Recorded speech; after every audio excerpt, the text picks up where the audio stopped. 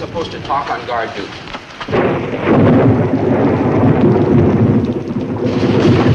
No, could we, like, march together so you could, like, hold me? No, Maynard. Now walk your post in a military manner.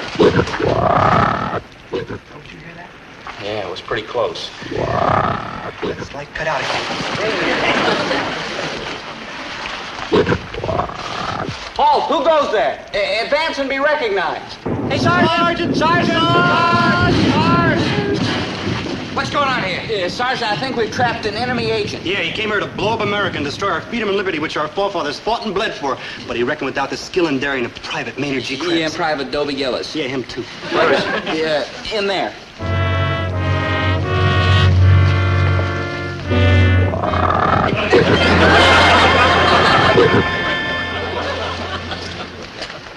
Gentlemen, on behalf of the United States and the free world, I thank you. Dobie!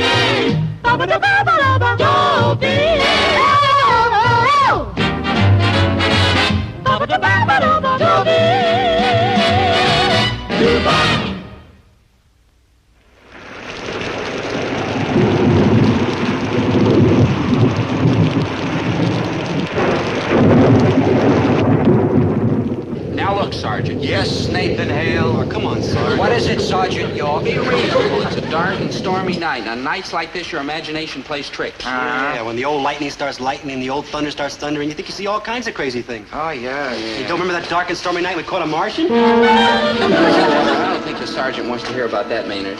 Oh, yes, the sergeant does want to hear about it. Oh? Proceed, Private Krebs. You say you caught a Martian? Yes, good Sergeant, buddy. In fact, we caught a lot of Martians. Yeah, of course, we were very young at the time. Little tiny kids. How long ago was it? About 3 months. About Gentlemen, for the protection of all that is dear to me, mainly this post, you are now relieved. You guys are on. Good as like a dark and stormy night. Is that true, Sarge? Maynard, wait a minute. Everything you say is being used against. Wait a minute. Look, I don't want to hear from Martians. Yes, Sergeant, it was a dark and stormy night. Yeah, and me and Dome and Zelda were watching Dobie's father's store. Zelda? Yeah, Zelda Gilroy. She's all brain. I can't say much for the rest of her, but man, what a brain. Well, there we were, the three of us in my father's store on this dark and stormy night.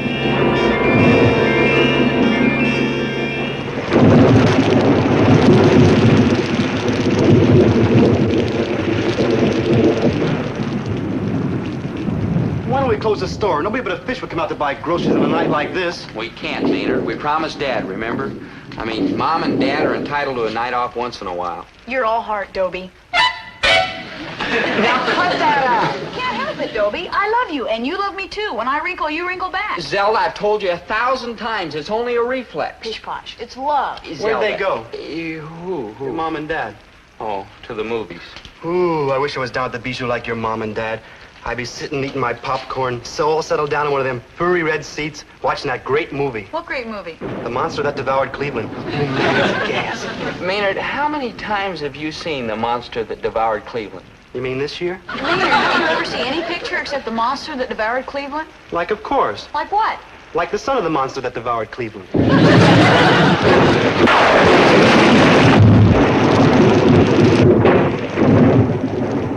Hey, did I ever tell you about that old monster? Ooh, what a monster that old monster is. He's like walking down the main street of Cleveland, see? And he bites off the piece of the bleachers at the Cleveland Municipal Stadium ballpark and swallows it down with one swallow. And his body's all over. And he just keeps like I'm walking. He like gobbles down the mayor. Maynard, you already told me. Yeah, and behind him marches this whole regiment of cats from outer space. Yeah, and they got like 3 eyes apiece, noses like elephants, and little green feelers growing out of their heads. Maynard, that's ridiculous. Now, wait a minute, you didn't see the... I don't care about the movie. What I mean is, when creatures from outer space decide to invade the Earth, they're not going to have 3 eyes and little green feelers. But they did. If you get out of the How do you mean, Zelda? It's perfectly obvious. Look, say the Martians decide to take over the Earth. How would they go about it? Do you think they'd be stupid enough to come here looking the way they really look? You mean they can look some other way? Of course. Dobie, have you ever heard of symbiosis? No. Maynard? Look, Zelda, the longest word I know is delicatessen. Yeah. Symbiosis is when one organism is living inside the body of another organism. Like for instance, when you get a virus. The virus lives inside your body. Martians are viruses? Why not? They don't have to be people like us. They could be like intelligent viruses. Oh, no. To be intelligent, you gotta have a brain. To have a brain, you gotta have a head. And viruses don't have heads. Right, Dob? Right, yeah. What do they need with heads? They're all brain. Look, if the Martians are smart enough to invade us in the first place, they're a lot smarter than we are, right? She's right, good buddy. We're not on Mars. I don't think. But if the Martians use this symbiosis, yeah, wouldn't we know it? I mean, if they take over somebody's body, couldn't we tell it? Never. They put you under mass hypnosis. Mass hypnosis? Mass hypnosis and symbiosis, too. Ooh, this is like creepy. You mean they could hypnotize us and make us think we were looking at perfectly normal people? They do better than that. They'd make you think you were looking at ideal people. Like what? Well, in Dobie's case, for example, his ideal is me. Zelda! Look, you're a great kid, and I admire your brain and your stick-to-itiveness, but ideal Zelda? No, Zelda. What's your ideal, good buddy? Well, first of all, she's not a mere schoolgirl, but an older woman, say 24. She's exactly 5 feet 4.5 inches tall. That's on account of 5 feet 4.5 inches comes right to here, and that's where I want her to be. She has blue eyes, and her hair is blonde, and it's fixed in this particular way. Very sophisticated. First it's braided, see, and then it's wound around the top of her head in a sort of crown. Do you get the picture? Now, she's beautiful, of course, but not absolutely perfect. That'll only grow monotonous. No, right here in her chin, on the left side, just under the corner of her mouth, there's a little mole. A mole, Dob? You wouldn't like one a mole in her face. A mole's a little rat that runs around underneath the grass and it's... Maynard, this is a little beauty spot that makes her all the more beautiful. Now, that's the woman who can control my mind anytime she wants to. Martian scouts, anywhere? Everywhere. Maybe right in this very town, and we wouldn't know it. Think of it. Maybe right outside that very door. One is lurking at this moment. Maynard. Yeah, Maynard. a monster, yeah. Maynard, But a get hold of monster yourself, cunningly Maynard. disguised as plain Bill Jones. Ooh, Yeah. Maynard. Or Jane Smith.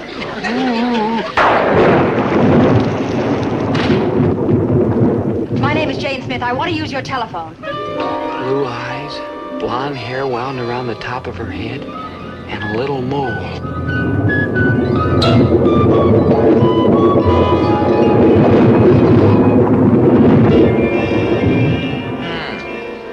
I see. So you assumed that this Jane Smith was a Martian? Well, Sergeant, it was a dark and stormy night. And she did have all that blonde hair piled up on top of her head. Yeah, and the mole. Don't forget the mole.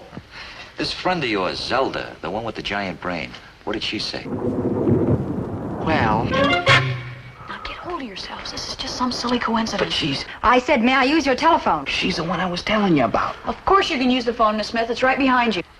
Thanks. She's calling her accomplices. Now, use your heads, both of you. If she'd come in here on a nice sunny morning, you wouldn't have thought anything more of it. You wouldn't have had these crazy notions about her. Yeah, I guess you're right, Zelda, but where are you going? To listen. Maynard, that's eavesdropping. Yeah, you coming? No, operator, I'll wait. Well, I'm at Clinton, 69491. Now wait.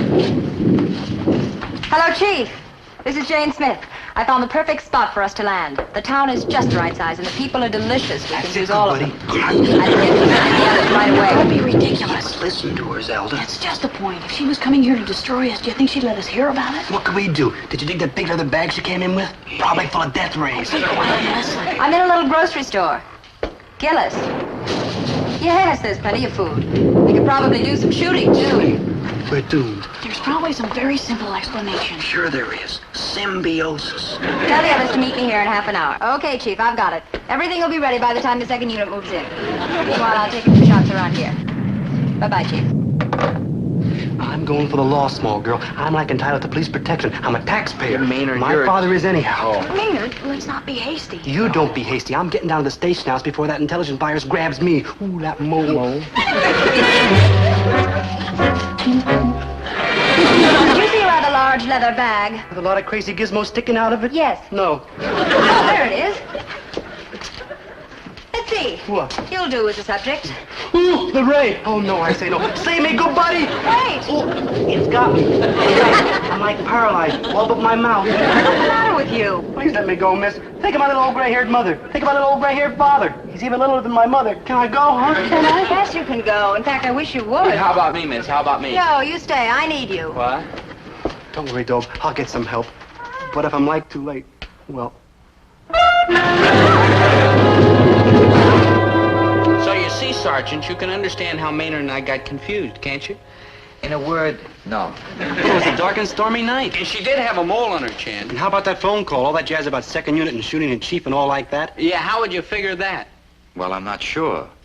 But one possibility is that Jane Smith was with a movie company and they were coming to your town to do some filming. So that's what you would have figured. Not true? As a matter of fact, true. Now listen, does anybody know we're coming to town to make a movie?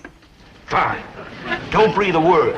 You know how they try to raise prices when they find out we're movie people. And that grocery fellow, what's his name?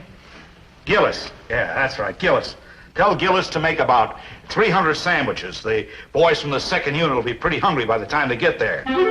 Gillis, after your kooky friend here went tearing off to the police station, how come you didn't ask Jane Smith where she was from? Well, I started to, but she stopped me. With a ray gun? No, she ordered 300 sandwiches. And, Sergeant, when anybody orders 300 sandwiches in my father's store, I don't care if they're from Mars, Saturn, or Cleveland. I don't ask any questions.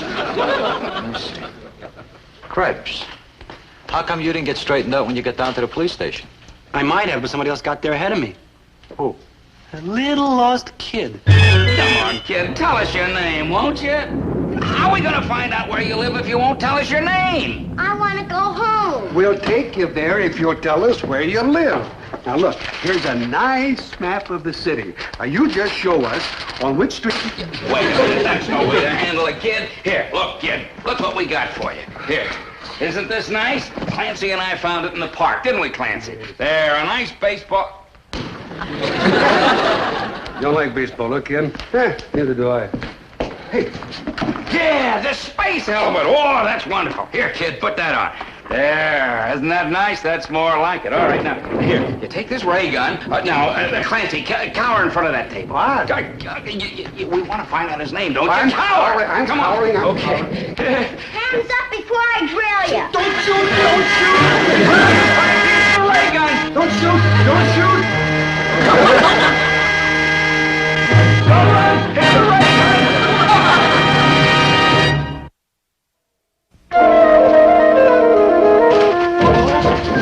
It's like too late. I ran here all the way in my paralyzed leg to tell you it's like too late. Too late? What do you mean, Maynard? They're already here. They captured the police station. They...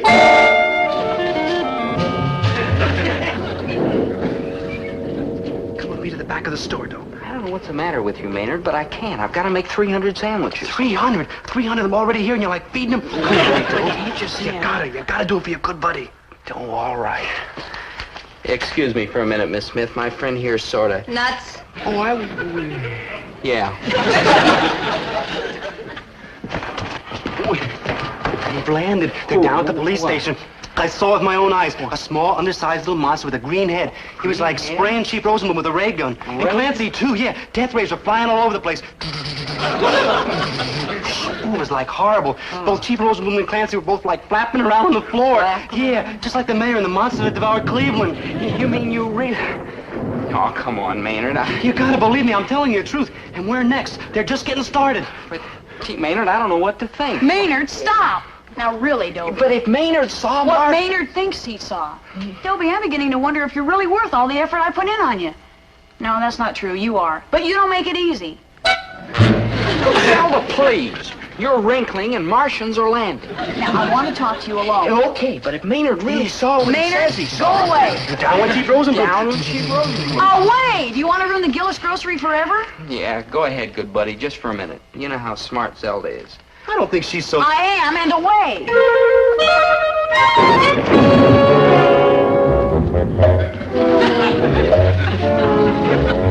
Well, what happened to those other two? They're supposed to be making my sandwiches. Oh, who's making those old sandwiches, all right? Just take it easy, Miss Smith. Maybe I'd like to go out for a little walk, huh?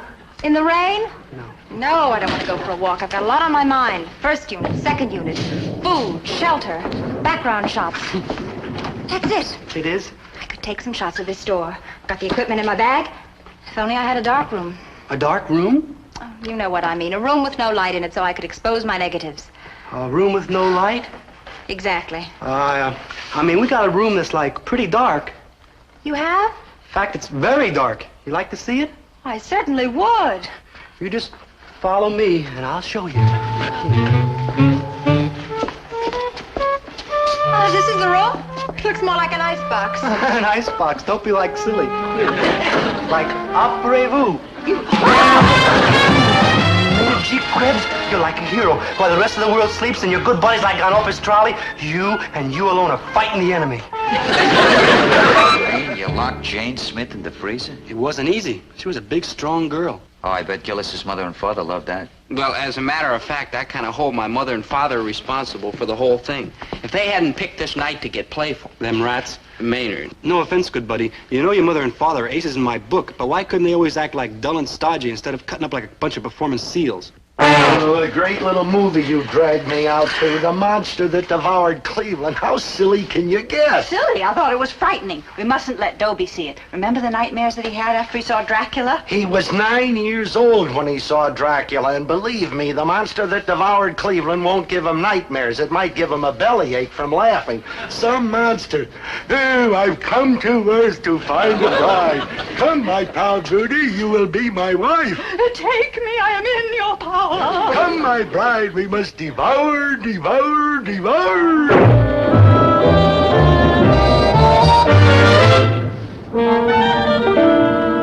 What's the matter? Matter. Dad! Dad, Mom, what's come over you? Why are you acting so crazy? Who are you? Who am I? Symbiosis, that's what it is. The intelligent virus got him. Dad, it's me, Dobie. Don't you know your own I son? am hungry. Buddy, I got something to tell you. I got some scary news for you. Them two cats... Maynard, that's no way to talk about my mother and father. It's all right this time because they're not your mother and father. Not my mother? Maynard, don't you think I know my own parents? They don't know you. I know it seems that way, but it's got to be some kind of silly... Dobe, you got to believe me. They're not your mother and father. It's like with Jane Smith. It's like what Zelda said. They got your mind controlled. Maynard, that's ridiculous. You mean you think? Like right off the first spaceship. Yeah. Like we got to do something. I know what I'm going to do. Where are you going? I'm going to get Zelda. She's the one who's so sure nobody's a Martian. Then leave me alone with them? Now, won't be a minute. She's right back there making sandwiches. Yeah, but... Like, hi.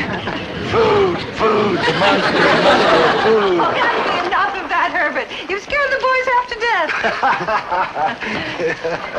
It's all right, Maynard. We were just having a little fun. Oh, sure. Any intelligent virus likes a little fun now and What are you then. talking about? Who knows what Maynard's talking about? Ever. Hey, what's Dobie doing with all the sandwiches? A woman ordered them. A woman? Where is she? In the freezer. A woman's in the freezer. Why don't you go look? Maynard, someday you gotta end up... Do you think he could be for real?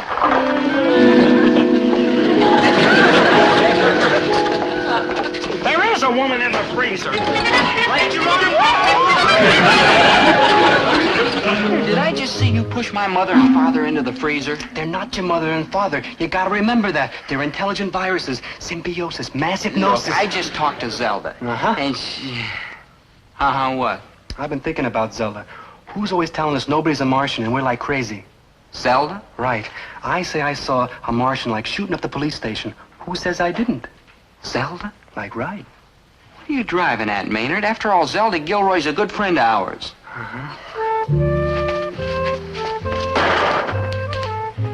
You mean the real Zelda Gilroy? The real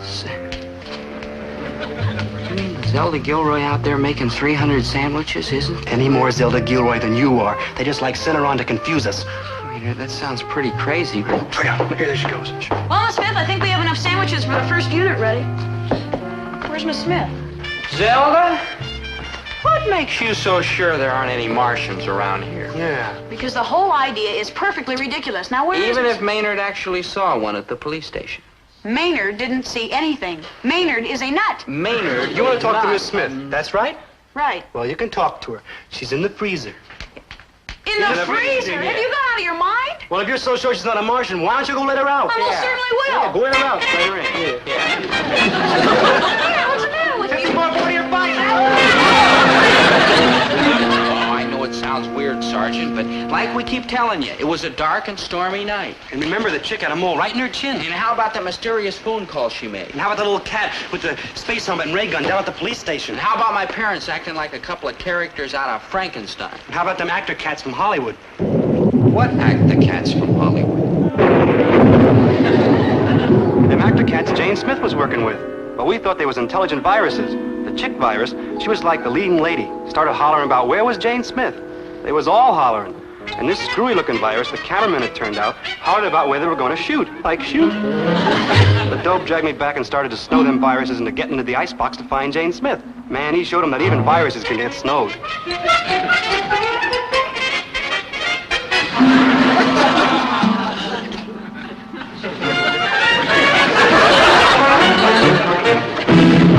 How big a freezer has your father got? Pretty big, Sergeant. I didn't realize it until that night, but it's pretty big. You mean you put some more people in there? Oh, sure. Let's see. There was, Don't tell me. Let me guess. There was the chief of police who came down to your father's store looking for the people from Hollywood. And naturally, you figured that the intelligent viruses had taken over the body, so you into the freezer with him, right? Good thinking. Uh-huh. And then there was the cop who came down with the chief, you into the freezer with him, too, right? Good thinking. And that's it, right? Bad thinking. You forgot Mr. Nickleby. Who? The Hollywood producer. He came along to find out where everybody was. And so...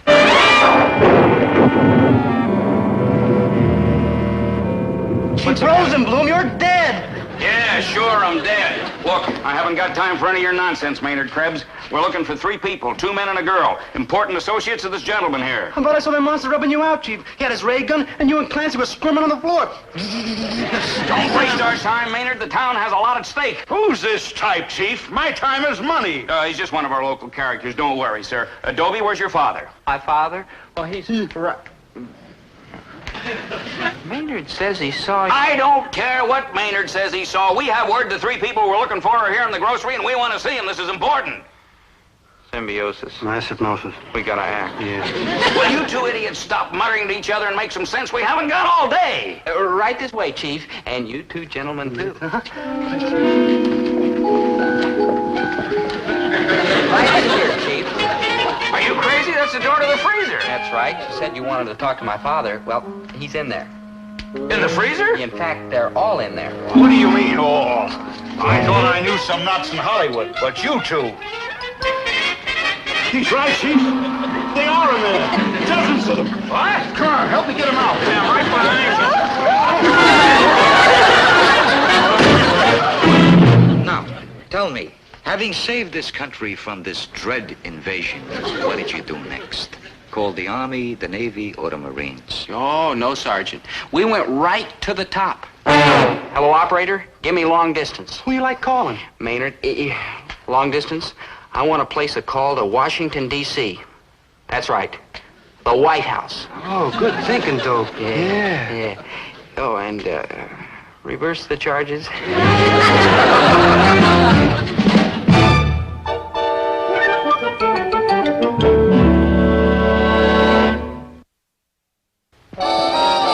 Did you have a nice talk with the president? He wouldn't accept the charges. What a shame. Now tell me, are those people still in the freezer? Oh, no, they got out.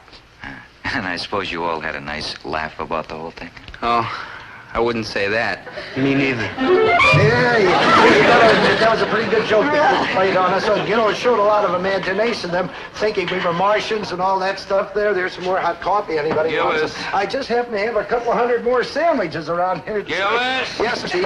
Shut up. Now, Chief, don't you think that... Shut up. Chief, are you forgetting your boyhood days? Are you forgetting how we used to play pranks on our elders? Nice, simple, boyish pranks?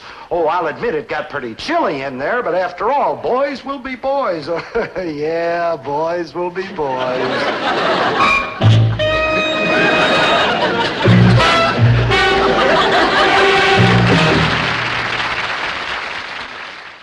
By hard-hitting nicknames. Ah, what memories are stirred by the sound of Stonewall Jackson and Blood and Guts Patton. And in our outfit, Lieutenant Spunky Merriweather. I'll make this brief. It's chow time, and you're hungry. But I've got some big news. As you know, basic ends next weekend. And if our company performs up to standard, there'll be passes for everybody.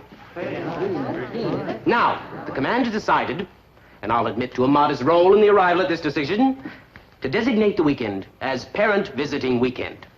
I want every soldier to write and invite his parents here for the final drills, field problems, and retreat. I want your parents to take a good look at you, to see how each and every one of you has been transformed into an American fighting man. Intelligent, resourceful, lean, fit, trim, neat. You rang?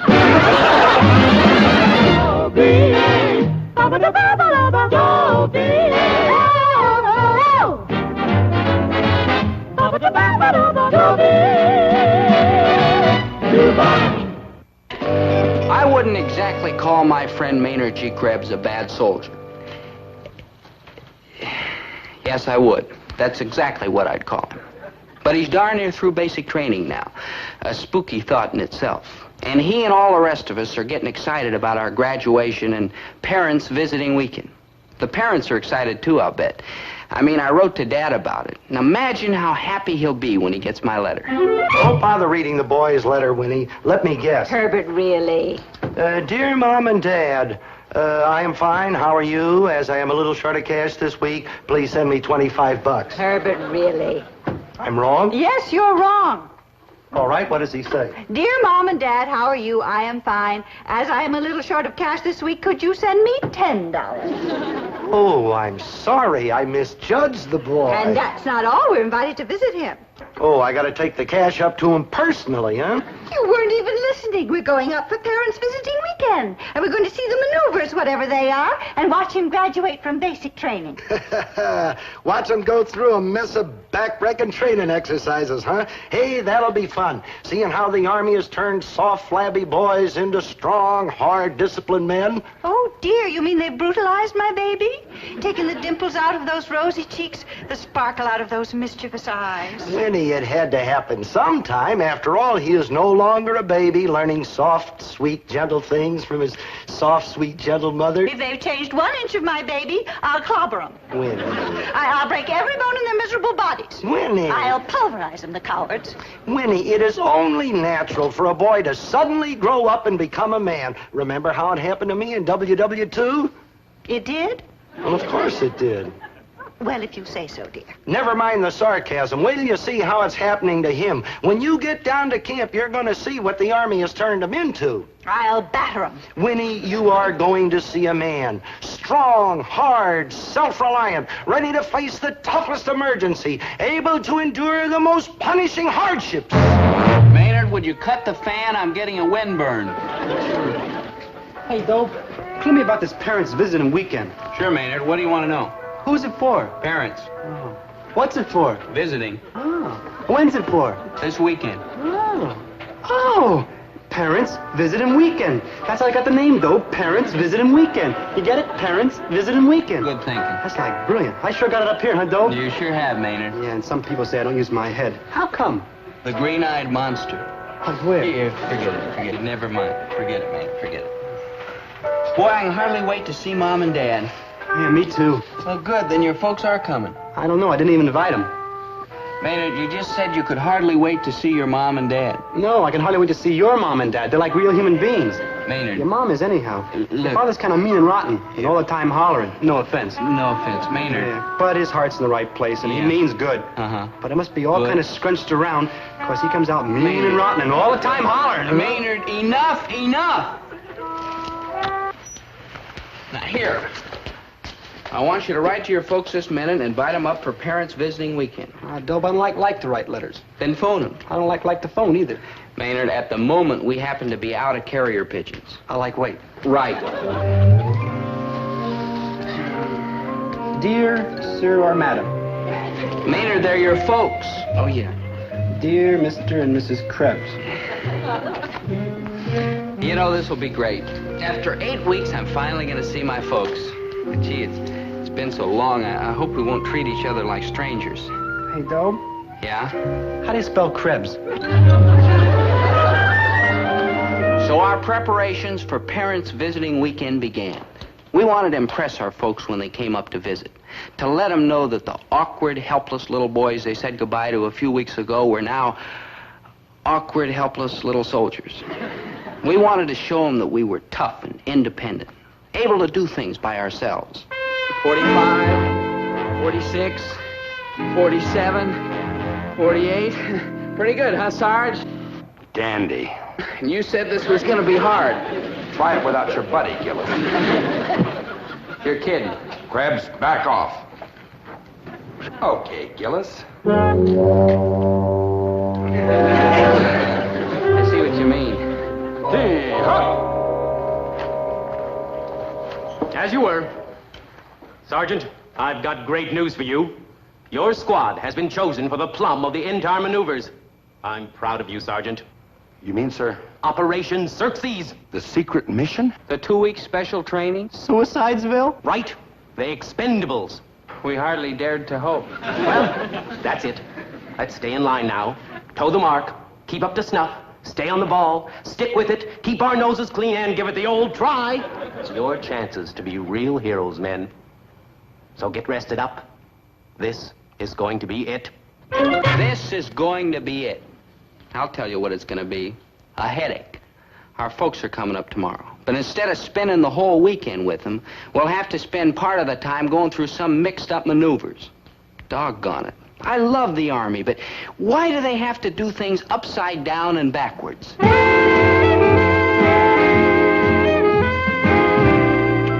I love the way they do things in the Army, Winnie. You know, with that zing pow. I wonder where Dobie is. Isn't he supposed to meet us here? Oh, he'll be right here. Don't worry. Oh, I can hardly wait.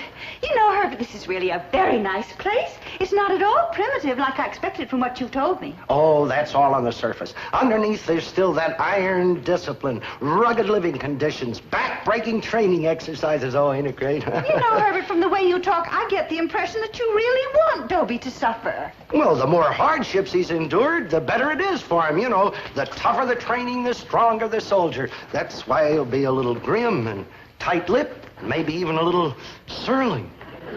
Hi, Mom. Good to see you. I've gone out already. Look at that. And maybe, dear, your parents couldn't come. Oh, they were so broken-hearted. They talked about it and planned it all week. And then last night, just as they were packing, your father broke out in a terrible case of hives. He always gets them when he hears my name mentioned like 3 or 4 times real fast. Yeah, when my mother has to mention my name to him, she usually spells it out. Maynard. All he gets is a little rash. Hey, Maynard. When he sees my name written down, it hardly bothers him at all. Just a few little goosebumps is all. That's all right, dear, because we promised your parents that we'd keep an eye on you, and so you'll be our other soldier for the weekend. Isn't that right, Herbert? Yeah, sure. Well, if you yardbirds can get off the post for chow, the treat is on old Sergeant Gillis. I'm going to take you out and get you a real meal. Now, wrap you around a big steak, you know, someplace where you'll feel free to talk, you know, without being afraid of your old iron pants lieutenant. Oh, I know those guys. They get a hold of a manual and... Folks, I'd like to have you meet our CO, Lieutenant Iron Pants. Yes, sir. I'd like you to meet my folks, Mr. and Mrs. Herbert T. Gillis. You know, Lieutenant, my father was a first sergeant in the last big one. Indeed, sir. Mm-hmm. Oh, yeah. That's interesting. Why, it just happens that one of my personal heroes is the great Teddy Roosevelt. Wish I could have served under him, too. I was referring to WW2, son, Lieutenant. That was just a short while ago, remember? Yes, sir. Yes, of course. And we haven't forgot the debt we owe you, Sergeant Gillis. No, thank you. What you did then with what you had was mighty important. Now, Private Gillis, Private Krebs, you'll be wanting to start the folks on their tour. Oh, yes, the program sounds exciting. There's plenty to choose from, Mrs. Gillis. The regimental ping-pong finals are going on. I'll be moderating the foreign policy debate in the auditorium. Ought to be a thriller. We've got some fine young minds going for A Company. Lots to see today. Well, you'll excuse me? What a nice young man. Oh, I'm so pleased that you didn't have to serve under some mean, twisted old veteran. No offense, Herbert. If I had him with me for a while, I'd Teddy Roosevelt him. That's your CO, that prep school valedictorian? He's really a nice fella, Dad. A perfect gentleman. Yeah, you ought to hear him sing camp songs. He knows 85 verses of Ivan Stravinsky Skavar. Nice fella, huh? Mm-hmm. Perfect gentleman. Camp songs? What kind of an army is this, anyway? Dad. You're not supposed to be buddy-buddy with your officers. You're supposed to be scared of them. Sometimes they're pretty scared of me. The Army's supposed to be rock and iron, not silk and satin. You've got it all wrong. Everything in the Army isn't soft and easy. No, it's good to hear that. For a minute there, you had me worried. Oh, and the food. Hey, I'll bet that's just as miserable as ever, huh? Oh, Winnie, where do you get a load of this Army food? Oh, it's wholesome and nourishing, yeah, but it takes strong teeth to break it down and real guts to swallow it, huh? Pretty good sirloin, huh, Doe? Not as good as the porterhouse yesterday. Yeah, maybe you're right. But remember, today we got coconut custard pie for dessert, and yesterday all we got was hot fudge sundaes. Well, this ain't the way we used to do it.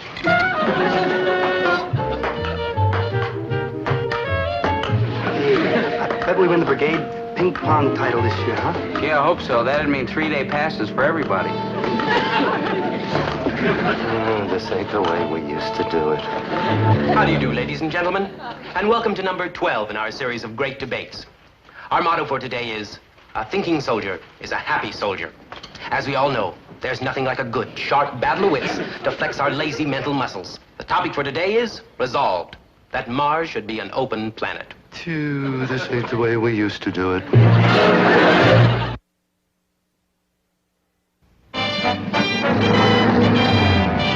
What kind of an outfit is this, anyway? Soft beds and good food and liking your officers? Oh, you boys are spoiled. You got good potential, but you're spoiled. And what's going to happen to you when you get out in the field with this kind of training? Snafu, that's what. We trained hard for tomorrow. Yeah, we went through like the ringer. Yeah, well, what do you got to do? Well, it's confidential. A military secret? Well, sorta. But then you mustn't tell anybody, especially your father. Come on, Herbie. Now, hold on. And come on, dear. You go ahead. I'll be right there. Well, all right, you'd better be. Good night, boys. And remember, loose lips sink ships. Oh, what a memory she's got. Loose lips sink ships. You'd think I was some kind of an enemy agent or something. Nobody has to tell First Sergeant Herbert T. Gillis about security. I'm glad. Okay, now, what's the secret mission you're going on? Dad. Come on. No. A raid, eh? Oh, a secret raid behind enemy territory. That's it, huh? Well, sorta. Mm-hmm. And this is the squad. Uh-huh. Tell you what, I'm going to do you boys a favor. Dad, do me a favor and don't. I am personally going to get you guys in shape for these maneuvers. Dad. Look, all I have to do... Dad, is dig into my little bag of tricks from WW2, and this will be the best outfit in this man's army. Dad. Now, you wonder how... Maynard, you stay out of this, will you? Now, you wonder how I'm going to do it, huh? Not me. I wasn't wondering. Maynard, well, I'll tell you how I'm going to do it. I'm going to break you out before reveille. I'm going to use up your 2 hours of rest periods. I'm going to use up your sack time. I'm going to use up your recreation time. And I wasn't even wondering. Maynard. Now, you're wondering what I'm going to do with these precious hours, huh? Not me. I wasn't wondering. Were you wondering, Doe? Not really. Maynard, one more crack out of you and...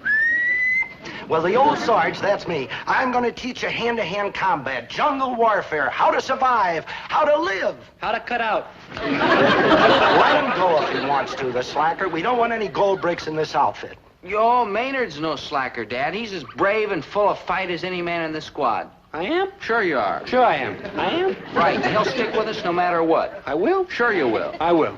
I will? Right. I do a lot of things I never thought I did. Maynard, go to sleep. Okay. He's sleeping in his uniform. Yeah, that's how he presses it. Huh? That figures. Dad, I appreciate what you want to do, but it's impossible. We have to go through these maneuvers ourselves. And that's exactly what you're going to do, only I'm going to show you how to do them better. Oh, come on, boy. You can't deny your father a chance to do something for his son. Oh, you've done plenty for me, Dad. Oh, no, I haven't. I never had a lot of money to give you, and I'm certainly not the best educated or most cultured guy in the world. That's true, Dad. Don't agree so quick, huh? Oh, sorry. It's okay. It's just that, well, there's one thing I can give you. It's the benefit of my experience in the Army. Oh, you can't blame a father for wanting to do something good for you. I don't know, Dad. Oh, come on. Well... Come on, I'm trying to get some sleep. All right, Dad. Maynard, go back to sleep. Oh, thanks, boy. And you'll never regret this. Well, you better hit the sack and sleep on the double because I'm going to make these guys hit the deck tomorrow morning at 0400. That's 4 o'clock in the morning, a.m., you know. Yeah. Oh, I'm going to turn them into vicious, snarling fighting machines. You rang? Out, in, right, in, out, in, left, in, out, in, and out, 1, 2. And that just about does it, men. And I want to say you really showed the old Sarge something. You done your calisthenics, your creeping and crawling, your cover and concealment, hand to hand. Now there's just one more thing. Scaling a wall. Oh. No talking in the ranks there. All right, now, on the double, get ready to scale. Maynard, you are the man over. Do I have to? You have to. All right, on your mark, get set, go!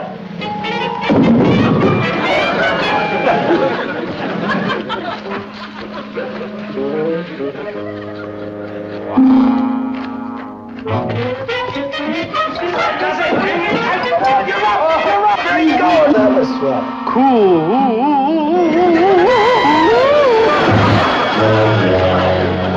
Well, men, that does it. And I just want to say that I've never led a finer group of men in my life. Of course, you've had the benefit of my experience, but we won't tell anybody about that, huh? And I just want to wish you the best of luck on your secret mission. You better get back to your barracks now, Tess. Yes, yes.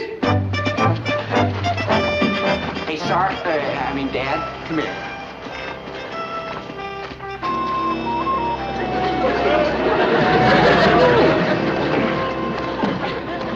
What are you grinning about? Huh? What's the matter with him? Huh? He's deaf, Dad. Deaf? Huh? He landed on his head. I landed on my head. He always does. I always do. Oh, my gosh, this is terrible. How long does it usually last? Huh? Not more than a day or two, most of the time. Huh?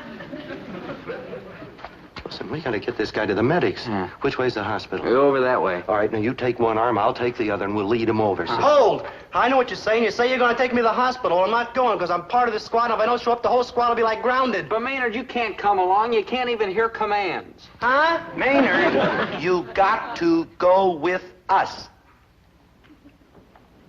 Go with you? Yeah. No, sir. Because if my squad is found, there's going to be no 3-day passes for nobody. And I got to let my good buddies down. Not me, Maynard G. Krebs, Private U.S. Army.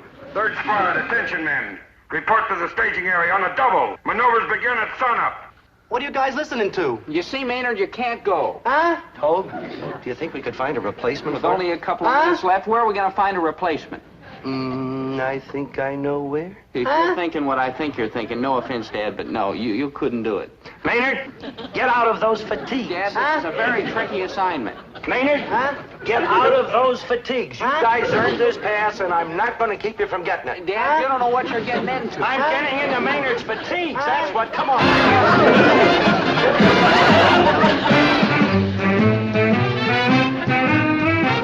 All right, you guys, that's it. Pick up your gear. You know your jobs. Nothing more to say than good luck. Move! Nobody's looking, Dad. You can still duck out. Don't worry, boy. The old sergeant ain't going to let you down. Come on.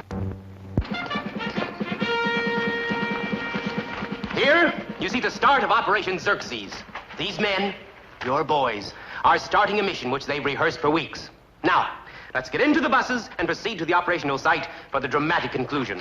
Over this way. Lieutenant Merriweather, Lieutenant, isn't there some way that we could locate my husband? He was with my son. There's bus transportation from the barracks to the field, Mrs. Gillis. Don't worry. Your husband isn't going to miss out on this.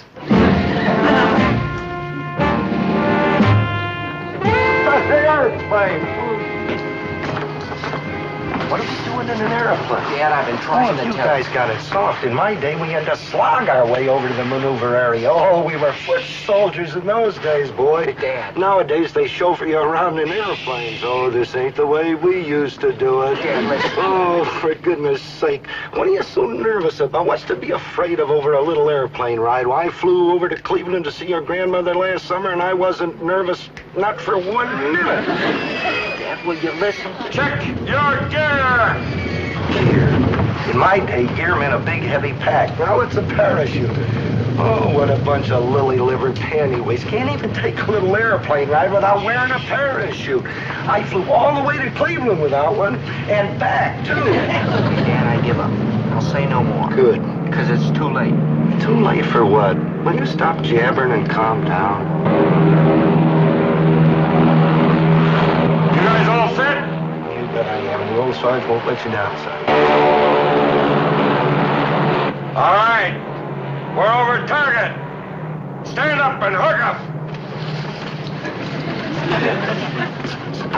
Hey, Dad, this is it. Take your static line and hook it up. Yeah, I heard him. Stand up and hook. Stand up and hook up. I was trying to tell you we're jumping. We're jumping? I ain't jumping. I tried to tell you. I won't. You got to. Look, I'm a citizen and a taxpayer. I know my rights. It's easy, Dad. I won't. Just step out. I'm overage. All right, get ready. Just count 3, and then if your chute doesn't open, pull this. You guys jump. I'll meet you after we land. 10 seconds. Watch for the green light. 10 seconds, green light. Move to the door. Move to the door.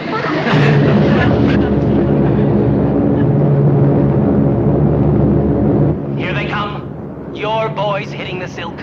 A great moment for you proud parents. Oh, I don't know whether I can watch. They're so young, so sweet. But they're men, Mrs. Gillis, for all their youth. My little boy. Oh! Dad! No. Dad, just say Geronimo. Geronimo! Is it, Dad?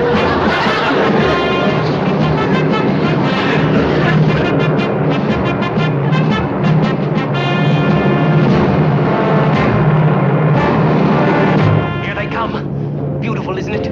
Beautiful. Oh, I don't know when I've been so thrilled. My little Dobie. You can be very proud, Mrs. Gillis. That takes a lot of courage, even for a young man like Dobie. Oh, poor Herbert. He's going to be so sorry. He's missed the most exciting part of the whole weekend.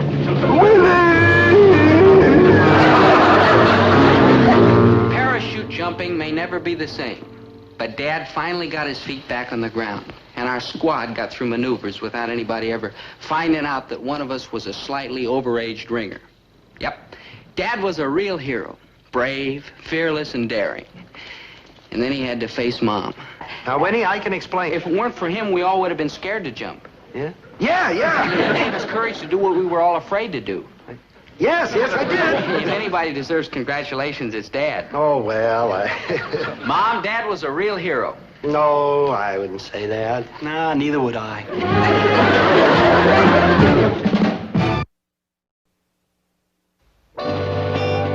Well, parents, visiting weekend's over. We're back to the hard, rigorous Spartan life. Oh, sure, it was fun kidding around with our folks and relaxing. But we're soldiers with a job to be done. Soldiers with a goal to be reached. Soldiers, well, mostly we're soldiers. I'm no soldier. All through training, I've been like a gallstone around your neck. Maynard, that's millstone around your neck. See, even you, my best and only good buddy, admit it. I do not admit. I mean, you're no millstone. Why, you've been making your own bunk for days now. Carrying your own pack. You're a real dog face, just like the rest of us. You're important, valuable, needed. Gee, Dobe. So come on, get up off your sack, take a shower or two, and we'll go to chow. Cool, Dobe, I'm with you. A couple more days and we got it made, and I'll make it, Dobe. Oh, hello to the soap. Hey, Dobe. Do I have to? What? Shower? Yeah.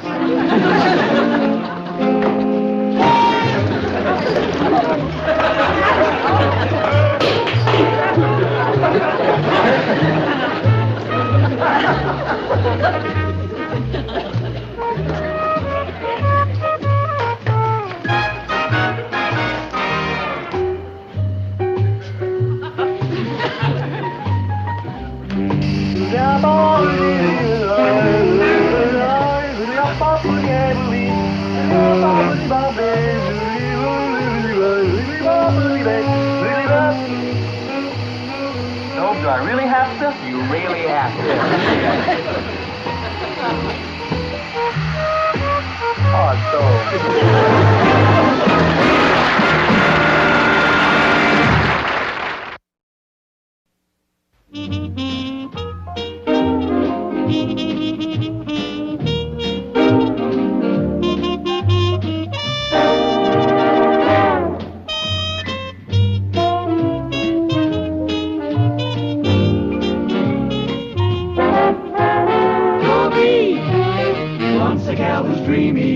Dobie wants a gal who's creamy. Dobie wants a gal to call his own. Is she blonde? Is she tall? Is she dark? Is she small? Is she any kind of dreamer at all? No matter, she's hers and hers alone. 'Cause Dobie has to have a girl to call his own.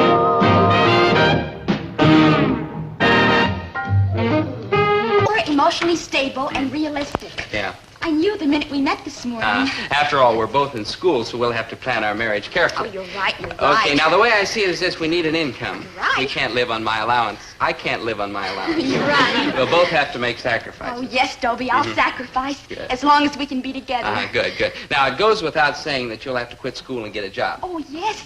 Yes, Dobie, I'll work and slave for you. Yes. As long as we have our evenings free for parties and dances and movies. My dear, a man doesn't become a good provider by running around having a good time. I'll have to spend my evening studying. Oh, you're right, you're right. Oh, well, I'll be happy just to sit at home and watch you study.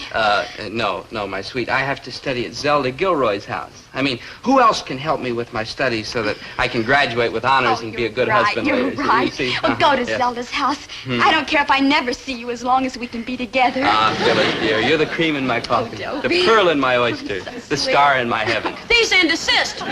fly in my ointment. Hi, Poopsie. Hello, Phyllis. Zelda, I know why you're here, and flake off. I only came to wish you many, many years of happiness, fellas. Zelda. And I just happen to have with me a copy of Dobie's latest grades. Look, Zelda. Which, as you will notice, were the top grades in the bottom 10th of the class. Zelda, cut out, will you? You're a very lucky girl, Phyllis. Here's the results of his latest intelligence test. Also, a sample of his handwriting and a picture of his father, your future father-in-law.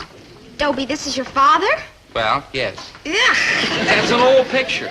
Taken when he was young? Yeah. Yeah. And Phyllis Gillis.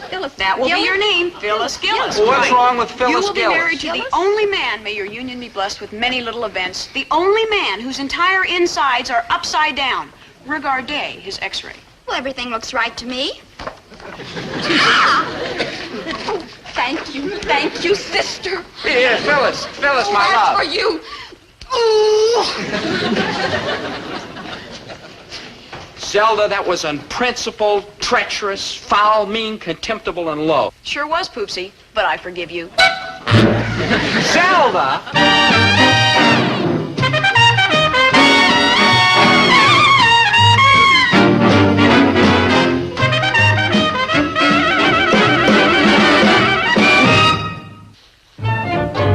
Zelda thinks she can wreck all my romances with other girls. That's what she thinks. And you know something? She's right. Except for one girl, Mary Ann Crowlish. Zelda will never split up Mary Ann and me. You know why? Because Mary Ann and me will never get close enough to split up. I know I'm enchanting and gorgeous and desirable, but what can I do about it? It's just the way I am. Poor little me. See what I mean? There's this vision of loveliness, Mary Ann Crowlish. And here I am, worshiper of beauty. But it looks like we two shall never meet. It's awful. I mean, it's cruel twists of fate like this that can turn a strong man into a quivering, helpless, babbling, mindless hulk. You rang? Dope? Hey, Dope. Hey, Dope, it's me. Dope? She doesn't know I'm alive. Are you? Unrequited love, the sheer pain of it. Maybe your belt's too tight. Maynard, you always manage to say just the right thing. What's a friend for? I only wish I were an apple on a tree and Mary Ann had come along and take a bite out of me. She wouldn't bite you. I know. I'll bite you, good buddy. Maynard. What's a friend for? I wish to make an announcement. You're all terribly sweet. Every terribly sweet man jack of you. But there's really no point because I'm practically engaged. So farewell, my dear ones, and may you all find happiness elsewhere. My dear ones. Dobie. Me? Yes. Me? Yes, Dobie, you. Me, Dobie, me? Wouldn't you like to take me dancing tonight? Yeah, but Mary Ann, you just said you were engaged. I said practically engaged. To who? You. Me? Dobie, me? I watch you in social science. I can hardly study. I just watch you. Him, Dobie, him? And I wonder about you, think about you. Me? Him? Maynard, you're supposed to be on my side. Don't you like me a little? Like you? Marianne, I love you. He wants to be an apple And on a I tree. love you, Dobie. He wants you should bite him. Maynard, why don't you go home and feed your iguana? He don't need me no more, Dope. He can open the icebox door himself now. Dobie, Poopshin! No, Zelda, please, not again. Not Dobie again. and Amarato, what are you doing hanging on to Marianne's arm in a manner unbecoming someone sworn to another, namely me? I am not sworn to you, Zelda. Quibble, quibble. We are a fact, a verity. Dobie, you and I, we are simply a thing that exists. Kill it before it spreads. Marianne Crowlish, you and Dobie? What can I do, Zelda? I'm hopelessly enmeshed. Oh, is that a yes. fact? Mhm. Well, get a load of this. Oh, no, Zelda. It's no use, Zelda. I know all about Dobie's grades, his Ignore IQ, Marianne. and Marianne, his father. look. You know all that, and you still want me? Well, Zelda, you might just as well flake off. Well, how about this x-ray? I know all about that, He too. knows about that, Zelda. Mm-hmm. Let me ask you just one more thing. What? Why? Why what? Why him? Yeah, why him? It's very simple. You, Zelda, are beyond doubt the most brilliant girl in the entire school. Not only that, but you also have the most brains. Accurate, but what's that got to do with Dobie? You have seen something beneath Dobie's dull exterior. A person of my meager intelligence might never discover it. But if you want Dobie, then there must be something magnificent in him. Underneath. In there somewhere. You mean you want Dobie just because I want Dobie? Why, yes, of course. I know you must want the best, because the best is none too good for you. You want Dobie. Therefore, he must be the best. Is that clear? Now, let me get this straight. If I happen to be ape for somebody else, you would switch over to that somebody else, right? Right. Maynard, I love you. What? Now, Poopsie, don't fly into one of your jealous rages. I can't fly. Not very high, anyhow. Maynard, it isn't really Dobie I love. It's you. You. Do you hear? Oh, come on. Oh, like hell. Let go, small girl. Marianne, this is a trick. You know how cunning and crafty she is. Oh, I know. Oh, Marianne, if you only suspected the strength in this man, the power, the poetry. Get your measles off me, please. Maynard, kiss me. Ooh, what you said. Oh, please. Oh, I don't like girls. I don't like you. Let me go, please. Kiss me, so help me, I'll break your neck. Break the neck. Break the neck. Zelda, it's no use. That's right, Zelda. No use at all. You don't believe me, huh? No. But I admire you. How cleverly you fight to keep Dobie. Oh, Dobie, you must have so much underneath. Yes. In there somewhere. Yeah, hidden very deep. I suppose. And, you don't want Maynard? No. Come, Dobie. Love, to the malt shop. Yes, my sweet.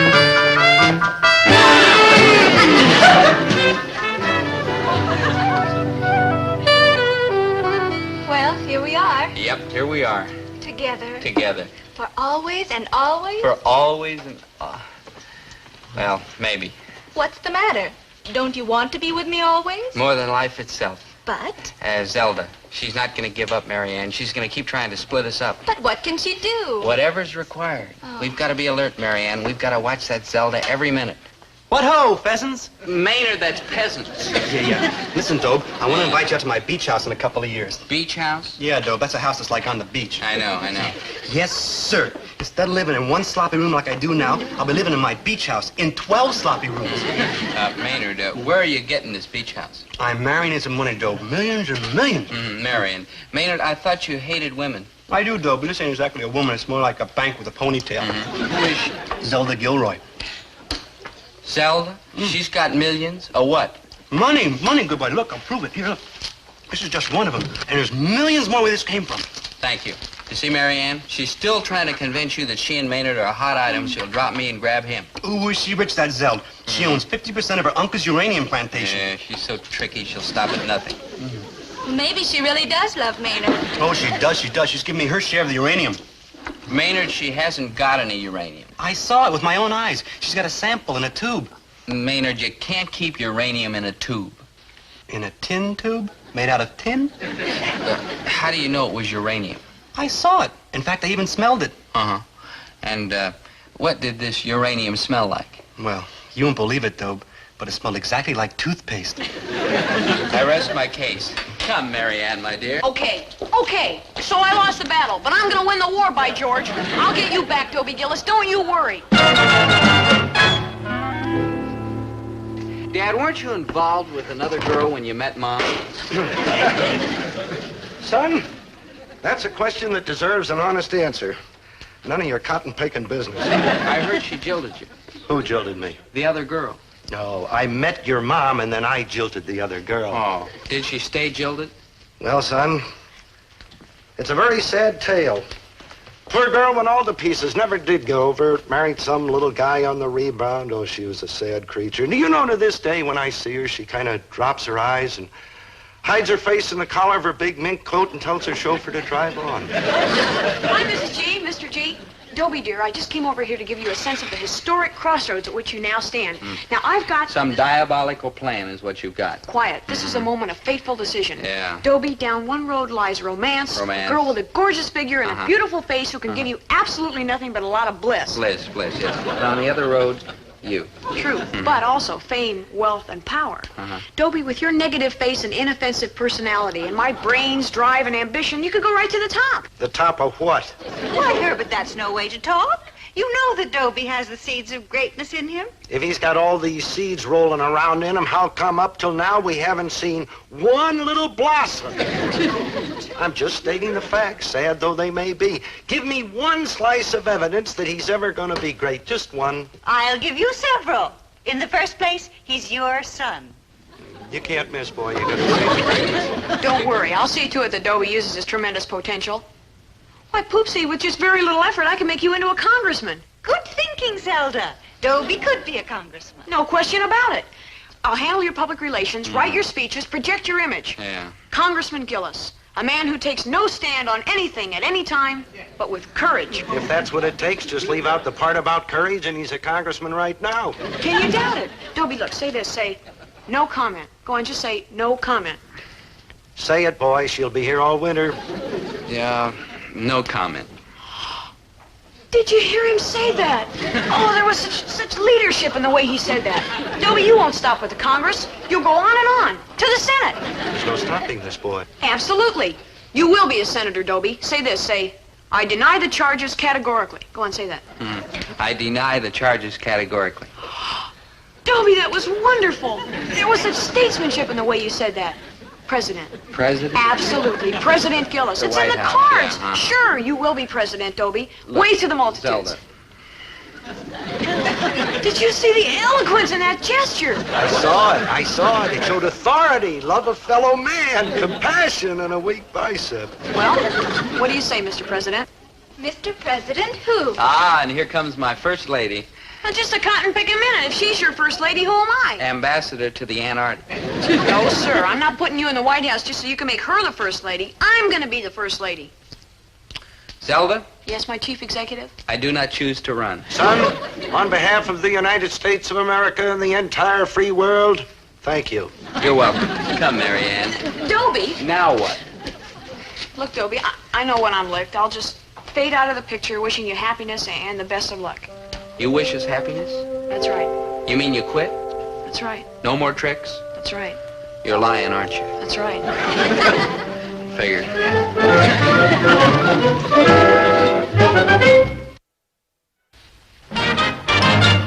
Here we are, my love. It says the average farm income is $3,000 a year, and the average city income is $6,000 a year. So it goes without saying we'll live in the city. Okay, so now we have $6,000. Oh. Hello, you two. Oh, hi, Zelda. Look, I know you Zelda. two have been too wrapped up in each other to do your book reports, so I did them for you. Here. Naturally, you'll get A's. Zelda. Zelda, why? You two have your whole lives ahead of you. Zelda, so do you. Do I? I don't know. Something inside of me is just giving up. When the old morale goes, well, you know. 2 tickets to the jazz concert tonight. Here. Why, Zelda? Why are you doing this? I just can't face people. The joyous crowd, their happy laughter. No, I'll just go back to my lonely room and sit in front of my lonely television set and eat a lonely bologna sandwich. Zelda! Zelda? No, it's all right. You two go and enjoy yourselves. Don't worry about me. Bye, you two. Dobie, I don't feel like going to the jazz concert tonight. Me neither. I feel kind of sick. Yeah. I'll see you later, Dobie. Bye. Yeah. Bye, Mary Ann.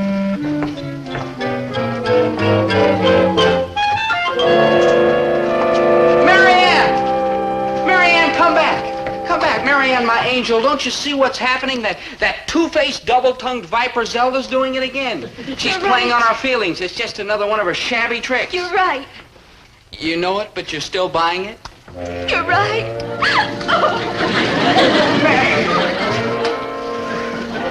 Oh, that's Zelda Gilroy. Oh, that's Zelda Gilroy. I've got to stop her from breaking up the romance between me and my only true love. But how? What I need is advice, fast and in quantity. I need a counselor, an advisor, somebody with wisdom, experience, understanding, someone who knows life, a Socrates, a Plato, a Jack Parr. What's your problem, son? It's hard to explain, Dad. It's so complicated. Well, let's break it down to a simple mishmash, huh? It's Zelda. I jilted her, but she won't stay jilted. Well, you've come to the right place for advice, boy. Did I ever tell you about the girl I jilted? No offense, dear, but it was the other way around. She jilted you, and then you met me. Now, just a minute, Winnie. It's completely unimportant. It doesn't mean a thing. But let's get the record straight. I met you, and then I jilted her. Remember? I remember the night we met. It was on a little bridge in the moonlight, and you were about to jump off. About to jump? I was standing there looking at the water. With your shoes off? There's a law? What's wrong with my standing on a bridge with my shoes off? In the snow? My feet hurt. You were cooling them off. Yes. I'm sorry, dear. It all comes back to me now. You jilted her. Right. And then I married the sweetest, most wonderful little woman in all the world, and the onions are burning. I'm not cooking onions, dear.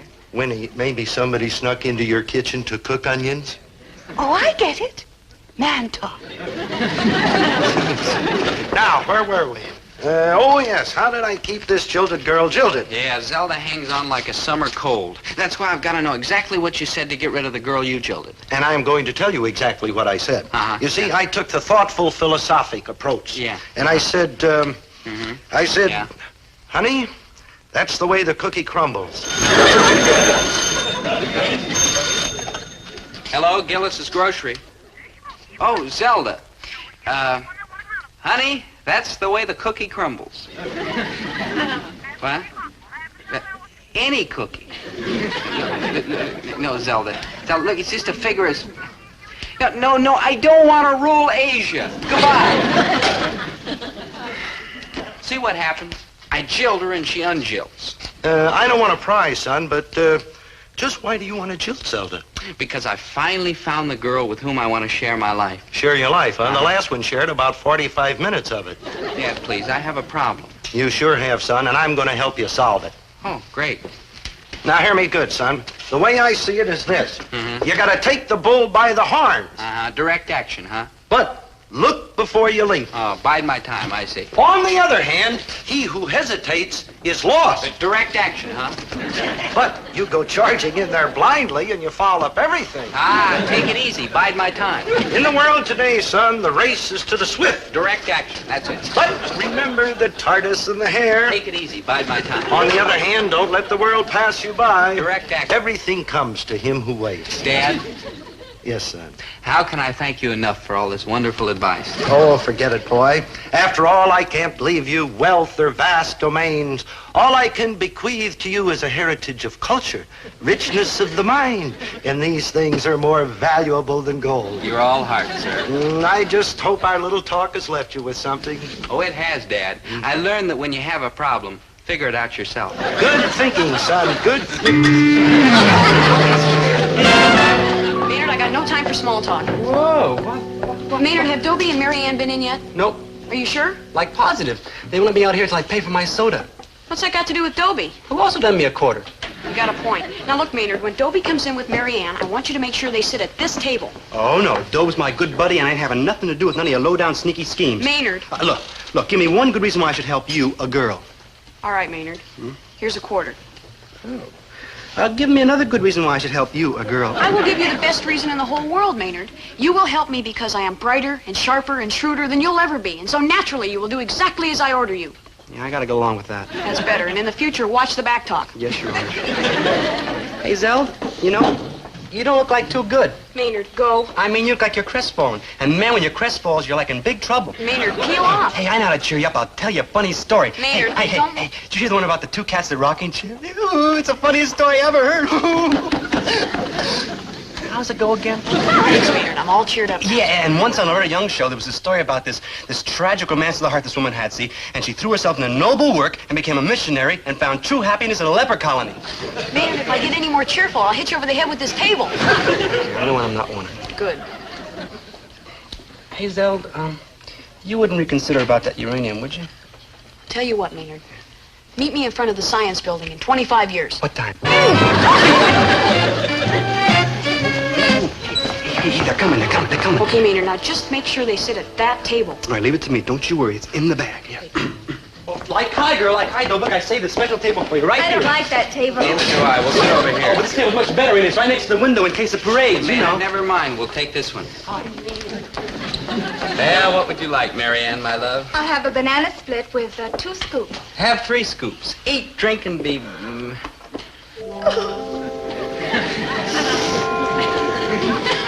Dobie, it's no use. I can't take it any longer. I'm haunted by Zelda's sad face. I can't sleep. There's no escape. I'm going crazy. And listen to me, Marianne. There's only one way to get Zelda off your mind. How? Forget her. It's no use, Dobie. I can't be happy when I know we've made Zelda miserable. Try. No, I can't. Dobie, you've got to do something. Well, what can I do? I want to see Zelda smiling, happy and gay, the way she used to be. There's only one thing that'll make her smiling, happy, and gay. Me. I hate to say it, Dobie, but cheer her up or you and I are through. Through? Through. Okay. I'll think of something tomorrow morning. Now, Dobie, I can't stand it another minute. Now? Now. Go! Hi, Dobie. How are things among the living? Cut that out. Zelda, you say you love me.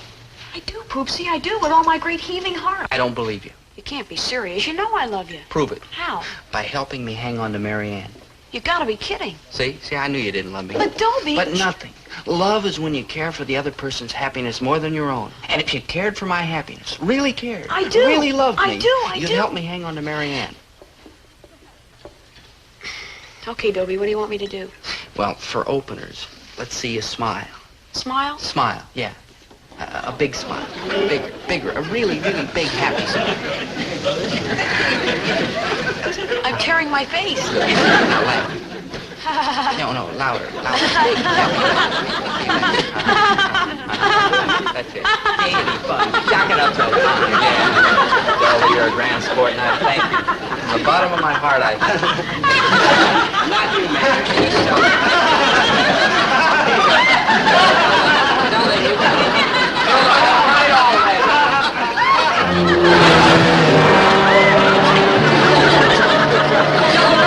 Don't do it!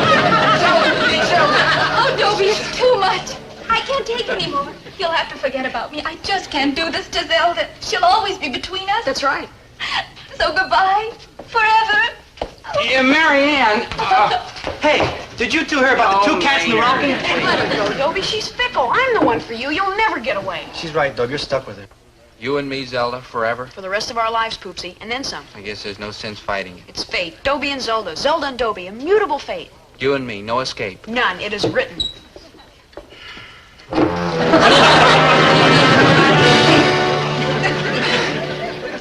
Goodbye, Zelda. Hey, Dobe, speak to me. Say something, even if it's mean and rotten. Better leave him alone, Maynard. He's gonna be pretty sick for a while. He just took a great big gulp of vanilla extract.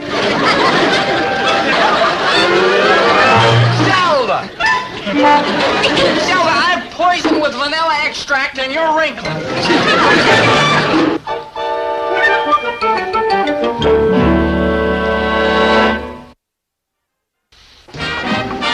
Maynard, I've got to think of a way to get Zelda off my back. Don't look at me. Getting rid of old Zeld's gonna take some mean and rotten trick. I ain't that kind of cat. I know. I'm sweet and tender and gentle. True. And peaceable and mild and fun-loving. True. So first we get 5 bags of cement.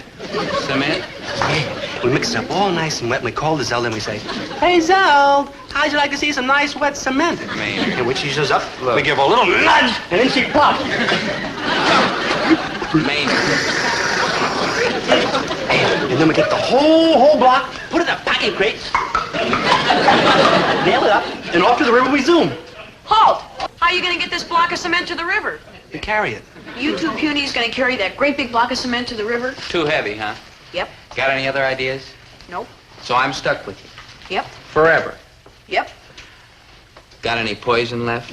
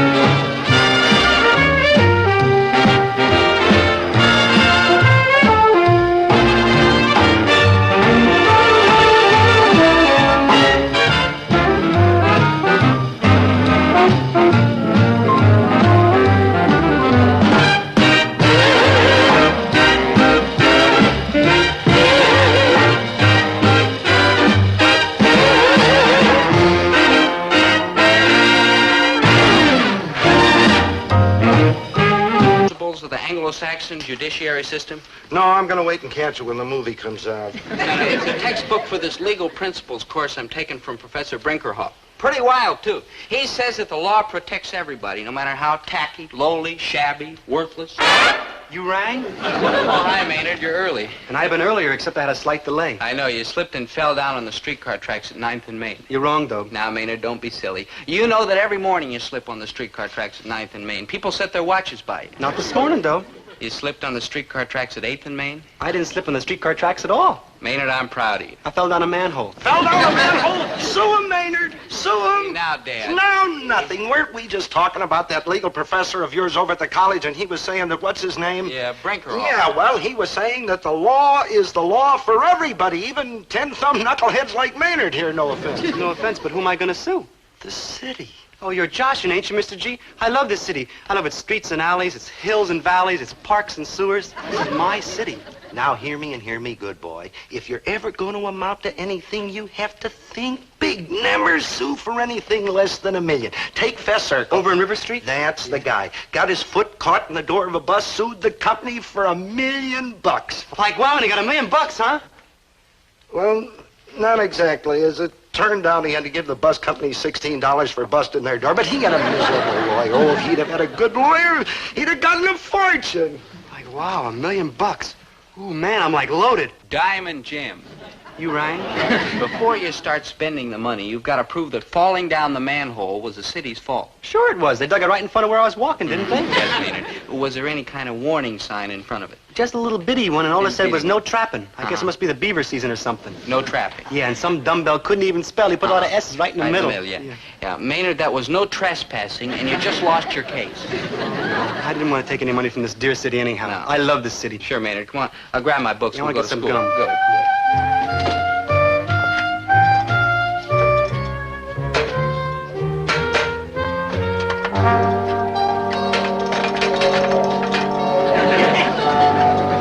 Son, is this the book you were looking for? Oh, yeah. Thanks, Dad. I don't know what I'd do without you. Yeah, neither do I, but just thinking about it's made my whole day. Like, help! Ow! What's got me? What's he got me? I put my penny in the machine and nothing came out, so I thought, let's go, you rat. All right, Maynard, stop pounding around and take your hand out of there. I like tried to, but it's like stuck. Stuck? It is not. It's impossible. Careful, it's Dad. ridiculous. Dad. It's stuck. Come here. Now, get a hold of him. Could we, leave it like it is, please? I mean, please, Don't. When I tell you to pull. Oh, look, Mr. Jack, could be the first kid in my block with a glass box and go. Okay, don't.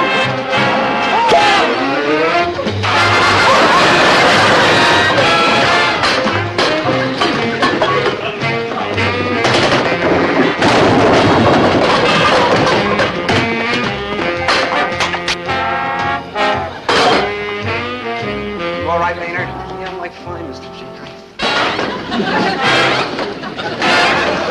There is one thing, and I almost hate to mention it. Well, speak up, boy. Speak up. I'm like taking your advice. What do you mean? I'm suing you for $1 million.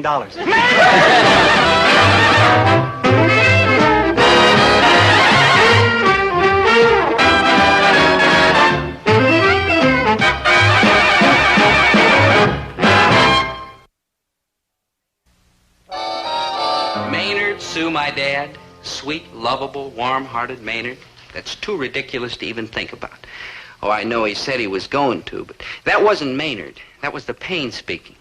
I knew that when he came to his senses, he'd change his mind about suing for $1 million. I've come to my senses and changed my mind about suing you for $1 million. I knew it. I'm going to sue for $2 million. $2 million for what? Well, I wouldn't want to make an issue of it, but I think my hand's on backwards. Your head is on backwards. Wrong with that is just a simple little sprain. Maynard! Dad, let me help you. Maynard. Present. Maynard, I'm ashamed of you talking about suing Dad. Why, you're one of the family. Remember when we were little bitty kids? It was me for you and you for me. And T for two and two for T. Maynard, listen, you were practically brought up in this house. You were like one of the family. Why, Dad was like a second father to you. Like true. That's right. Second daddy. Never mind! Better off with these suits. Maynard, don't you remember we shared everything? Our joys, our sorrows. Our measles, our mumps. Oh, Dobe, I've been like a blind fool. Don't make that a dirty rat and I like hate myself. Mr. G, can you ever like forgive me? No lawsuits? Against my own second daddy? Maynard, cut that out from me! All I want to do is be a member of the family again and T for two and like that. A member of the family. You drive a hard bargain, boy. Dad. Never mind, I was just kidding. Okay, Maynard, you're forgiven. Oh, you're like a real human being, Mr. G. Well, I guess you're not such a bad kid yourself. Gee, you're like pretty misty. We better start for school before we all get too misty to travel. Professor Brinkerhoff hates it when we're late. Yeah, well, so long. Yeah, see you later, Dad. Second daddy! An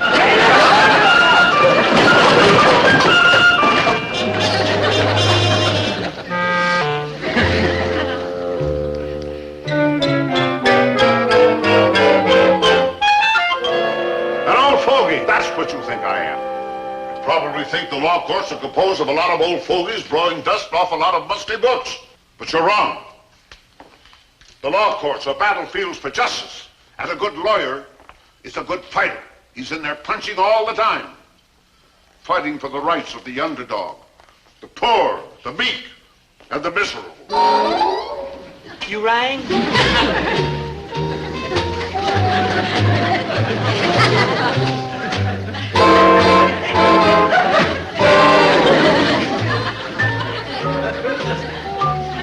Now, when I was practicing law, there's nothing in the world that I like better than a good old-fashioned, knock-down, drag-out damage suit.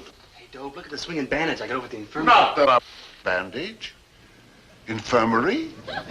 Accident? Who's hurt? Like me, Professor, Your Honor, sir. I caught my hand in a chewing gum machine. What's that? You caught your hand in a gum machine? It was nothing, Professor, nothing at all. What do you mean, nothing? When does your case come up? You don't understand. You're out of order, Mr. Gillis. Will you let the witness answer? You are suing, aren't you? No, sir, I couldn't be such a dirty rat. What's that? I mean, I'm practically one of the family, you know, T for two and two for T. Two for T. You would have had to be there. Yeah, what Maynard's trying to say, sir, is that he had this accident at my father's store. I understand the law, sir. And this sounds to me like collusion. Malfeasance. Nonfeasance. Intimidation. What do you think of that?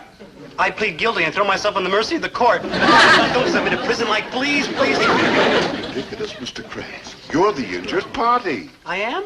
Why, you suffered bodily injury, didn't you? Yeah, not only that, I hurt my hand, too. And to say nothing of the nervous shock? And to say nothing, my hand's like I'm backwards. Maynard. There's very little demand for backward-handed bongo players. Is that your vocation? No, sir, I don't get my vocation till June. Bongo playing? Is that your work? Work! Maynard. What I'm trying to point out, Mr. Krebs, is that you're sitting on a gold mine. A gold mine? Maynard, it's a vigorous... I seem to recall another case. It was Witherspoon versus the amalgamated gumdrop machine. The same thing. A man got his hand caught in a gumdrop machine. The damages, $100,000. 100,000 gumdrops? Will you wait after? Class is dismissed. Did you hear that, Dope? A gold mine. I can get a new set of bongos and a bicycle with a two-tone Great, horn. Maynard. You can ride it out to the poorhouse and blow it when you come visiting the Gillis family.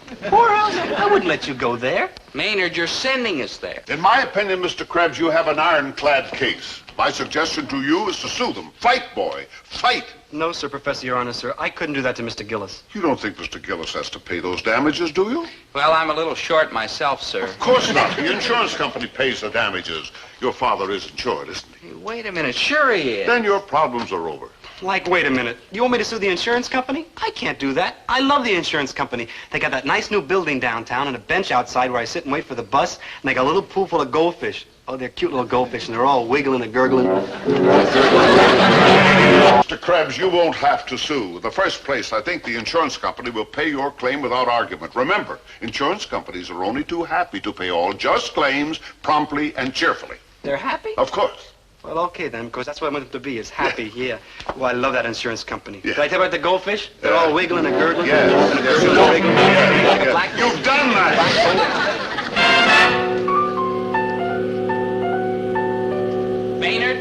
Maynard, where you been? We're due at the insurance. I had to stop off the drugstrore to get these, like, supplies. Will you help me tie this up, please? I would not. Do you know what that is? Fraud. No, it isn't. It's just a sneaky trick to get more money out of that insurance company. Boy, we're really going to gouge him, huh? Really sock it to him, huh, Dobe? We are not. We're going up there and present an honest case and get an honest settlement, like honest gentlemen. Well, would it be okay when we're up there I give, like, an honest groan once in a while? Well, I don't know. I suppose it'd be all right as long as it's honest and manly and not too loud. That's just what it'll be, Dobe. Honest and manly, and you'll barely hear it. Like John Wayne when he's got an arrow in his shoulder. He'd rather die than have Chill Wills think he's chicken. Well, as long as it doesn't sound phony. Let's hear it. Oh! No good, Maynard. If you can't do any better than that, forget it. I got a lot more, Dobe. I got a lot more. Listen. Ow! Ooh. When I get to one you like, stop me. Ow! Maynard, that's it. That's just right. Maynard, that's it. That's it. You can stop now. Maynard, what's the matter with you? You're standing on my foot. Excuse me, Maynard. Come on. Now, where was I, Miss Jones? Dear Mr. Johnson, it is people like you who are driving the insurance companies out of business. 3 accidents in the last year is a disgraceful record. Even though you are a lion tamer. We are rejecting your latest claim on the grounds that you're a clumsy oaf, a careless nitwit, and an accident-prone chowderhead. Sign that warmest regard. Yes. Oh, there's Mr. Krebs due in a few minutes. Oh, yes, well, that's the Gillis claim. That sounds legitimate, thank goodness. You get them started, I'll be right back. Good afternoon. My name's Gillis, and this is Mr. Krebs. We're in a big hurry, and Mr. Krebs... Hello. I'll be right with you. What's the rush, my dear? As a matter of fact, I'm afraid I'm going to have to check your leave papers. And don't tell me you're not on furlough from heaven. I know an angel when I see one. Ooh. Oh. Not now, Maynard. There's a brave fella. Salt of the earth, but a complainer. Now, where was I? No place, Mr. Gillis. Excuse me, I have to get Mr. Krebs' accident record. Oh, just a moment. If you want to get a record of his accidents, I'm the one you want to talk to. Of course, it may take days, even weeks, perhaps months. Mr. Krebs has had a lot of accidents? A lot of accidents. Yeah, have I had a lot of accidents? He's had so many accidents, they get mixed up in his mind. You should excuse the expression. Fortunately, due to a steel trap memory, I can help you. Accident by accident. All right, Miss Jones. I was just explaining to this lovely young lady. Yes, I heard. With a line like that, you should have been able to land a whale. I'm Waysack, chief attorney for the insurance company. How do you do? Yeah. Well, take notes, Miss Jones. I think we can dispose of this case very quickly. Like crazy, because they got a sale on bongo drums and bicycles with 2-tone horns, and if I could... Oh, I see, Mr. Krebs. Well, I'm interested in hearing your history of accidents. You're, like, interested in accidents? Yes, accidents are my business. Like the sculptor Thrills at Rodin's The Thinker, the painter at the Mona Lisa. I am moved by the sprained ankle, the mashed thumb. I don't even count little bitty ones like that. What do you count? Oh, like when I slip on the streetcar tracks. Oh, you slip on streetcar tracks, do you? Yeah, or I'll fall down manholes or get my beard caught in the pressure cooker. Beard caught in the pressure cooker? Yeah. Maynard, all Mr. Waysack wants to do is hear about your accident so he can give you the money. Oh, yeah, the money. I forgot. Ooh. You see, Mr. Waysack, Maynard, enough. The pain. Came on rather suddenly, didn't it? Well, it comes and goes like alternating current. Yeah, but it's something that $5 million wouldn't cure. Oh, you'd settle for $5 million, would you? Well, I ain't saying yes and I ain't saying no. Well, what are you saying? I ain't saying. You know what I'm saying, Mr. Krebs? Like alternating current, you've come, and like alternating current, you go. Both of you. Go. Farewell. Auf Wiedersehen. Au revoir. But we haven't got the money. Exactly. Sayonara. Yeah. You mean no $5 million? No 5 cents. We're fighting this claim on the grounds that you're accident prone. You'll hear from our attorneys about this. Not only that, we might even sue. We might even... Do me a favor, will you? Take some heartfelt advice and don't. You seem like a nice, if unfortunate, young man. Our attorneys will clobber you. They'll cut you to pieces. Oh, yeah? Well, we'll see you in court. And that goes like double.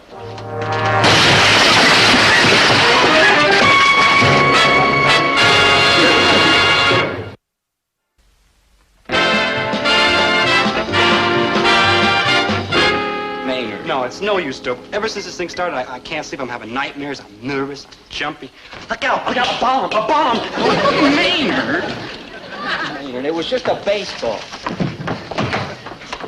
Oh, excuse me. I didn't mean to intrude. You're not intruding. You're not intruding. Ugliest girl I ever saw. Fresh kid.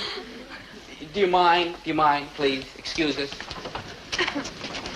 You see what I mean, Maynard? You're all nervous about nothing. The insurance company doesn't have anything personal against you. Yeah, then how come they want to get me to stand and clobber me? Them sharp lawyers will tear me to pieces. So we'll get a sharp lawyer, too. But their lawyers are like the sharpest. All they got to do is hear the word accident. Accident? Where's the accident? Accident? Accident? Who's hurt? Where's the... Oh, it's you. How'd you come up with the insurance company? We did, and they're fighting it and...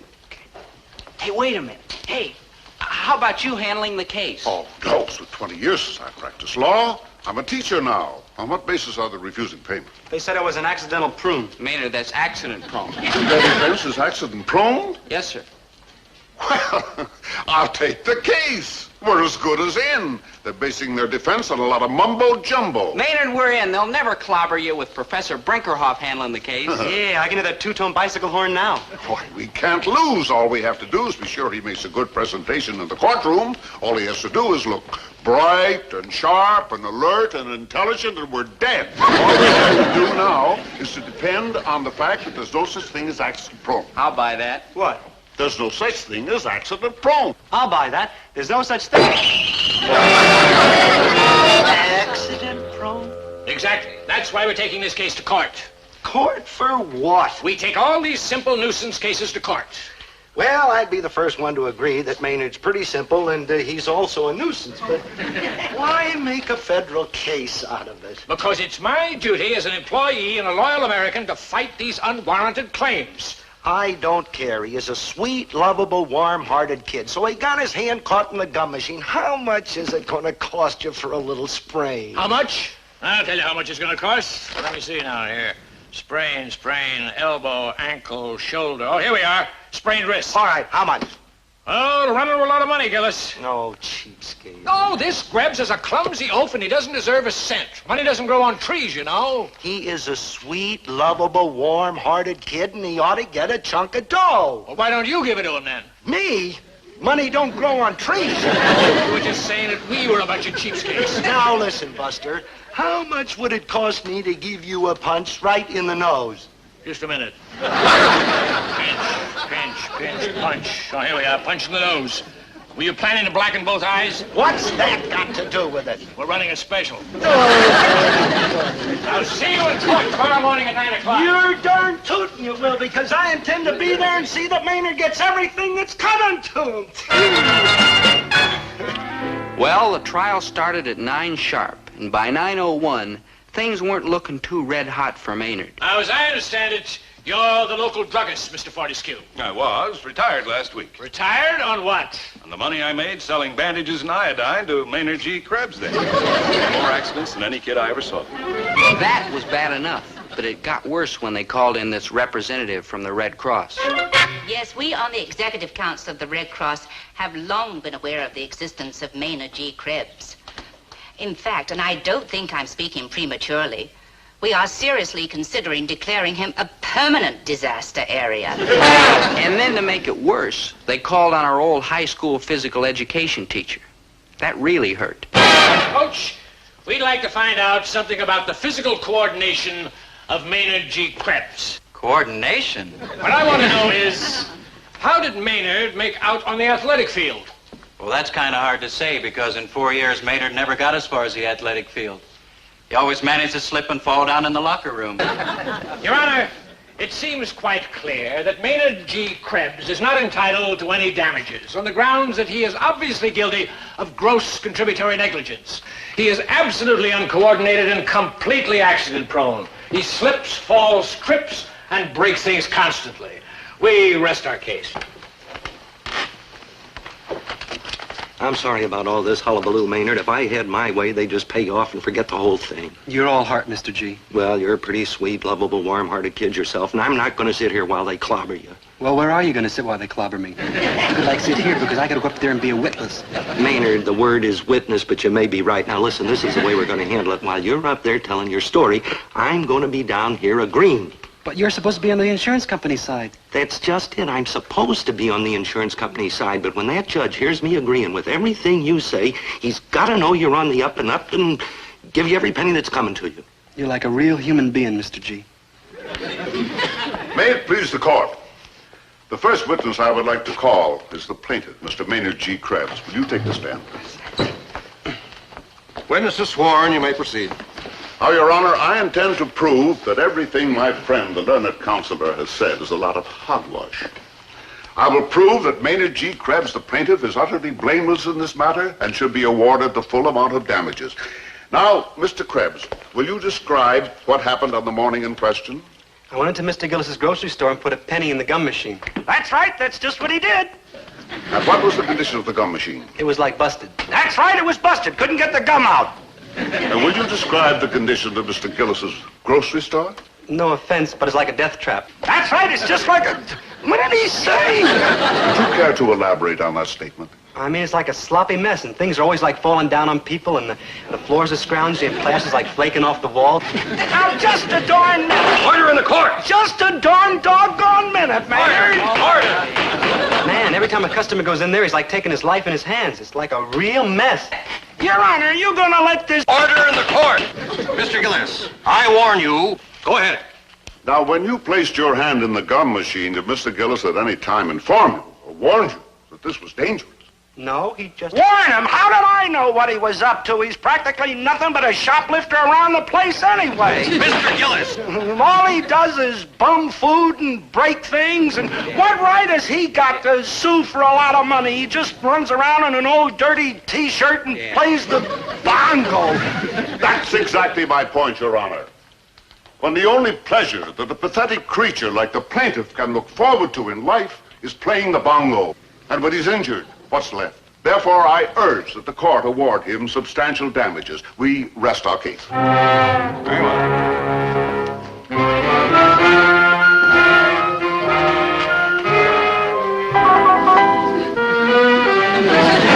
Wayzak, do you have a closing statement? Your Honor, in light of the evidence presented, it seems quite obvious that Maynard G. Krebs was solely and principally responsible for his own injury. It's ridiculous to assert that an innocent, harmless, simple little mechanism like this gum machine could hurt anybody except a clumsy, awkward bungler. I quite agree, Mr. Wayzak.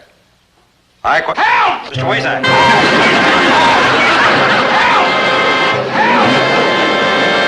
Order in the court!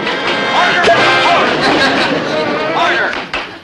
Very well. Now, in view of the testimony, I find for the plaintiff, Maynard G. Krebs. Order!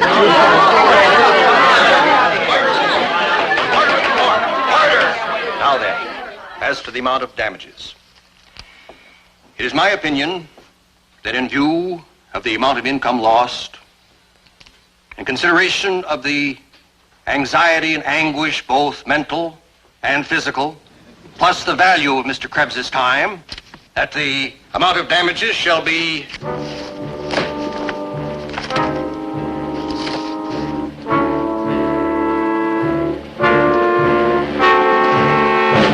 damages shall be exactly $1.65. Oh, I'm rich, like 30, your judgeship. You're just like a third daddy.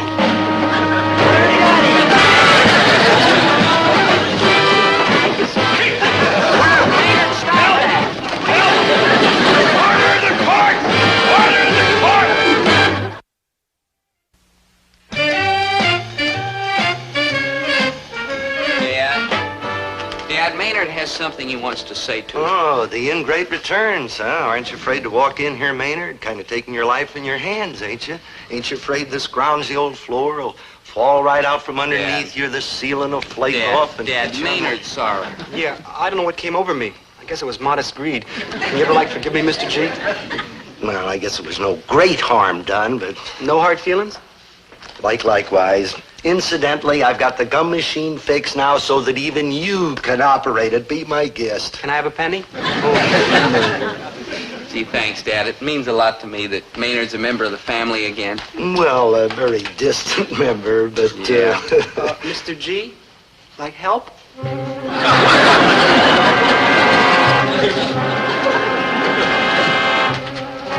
Oh, no, Mr. G. No, Mr. G, no. Mr. G!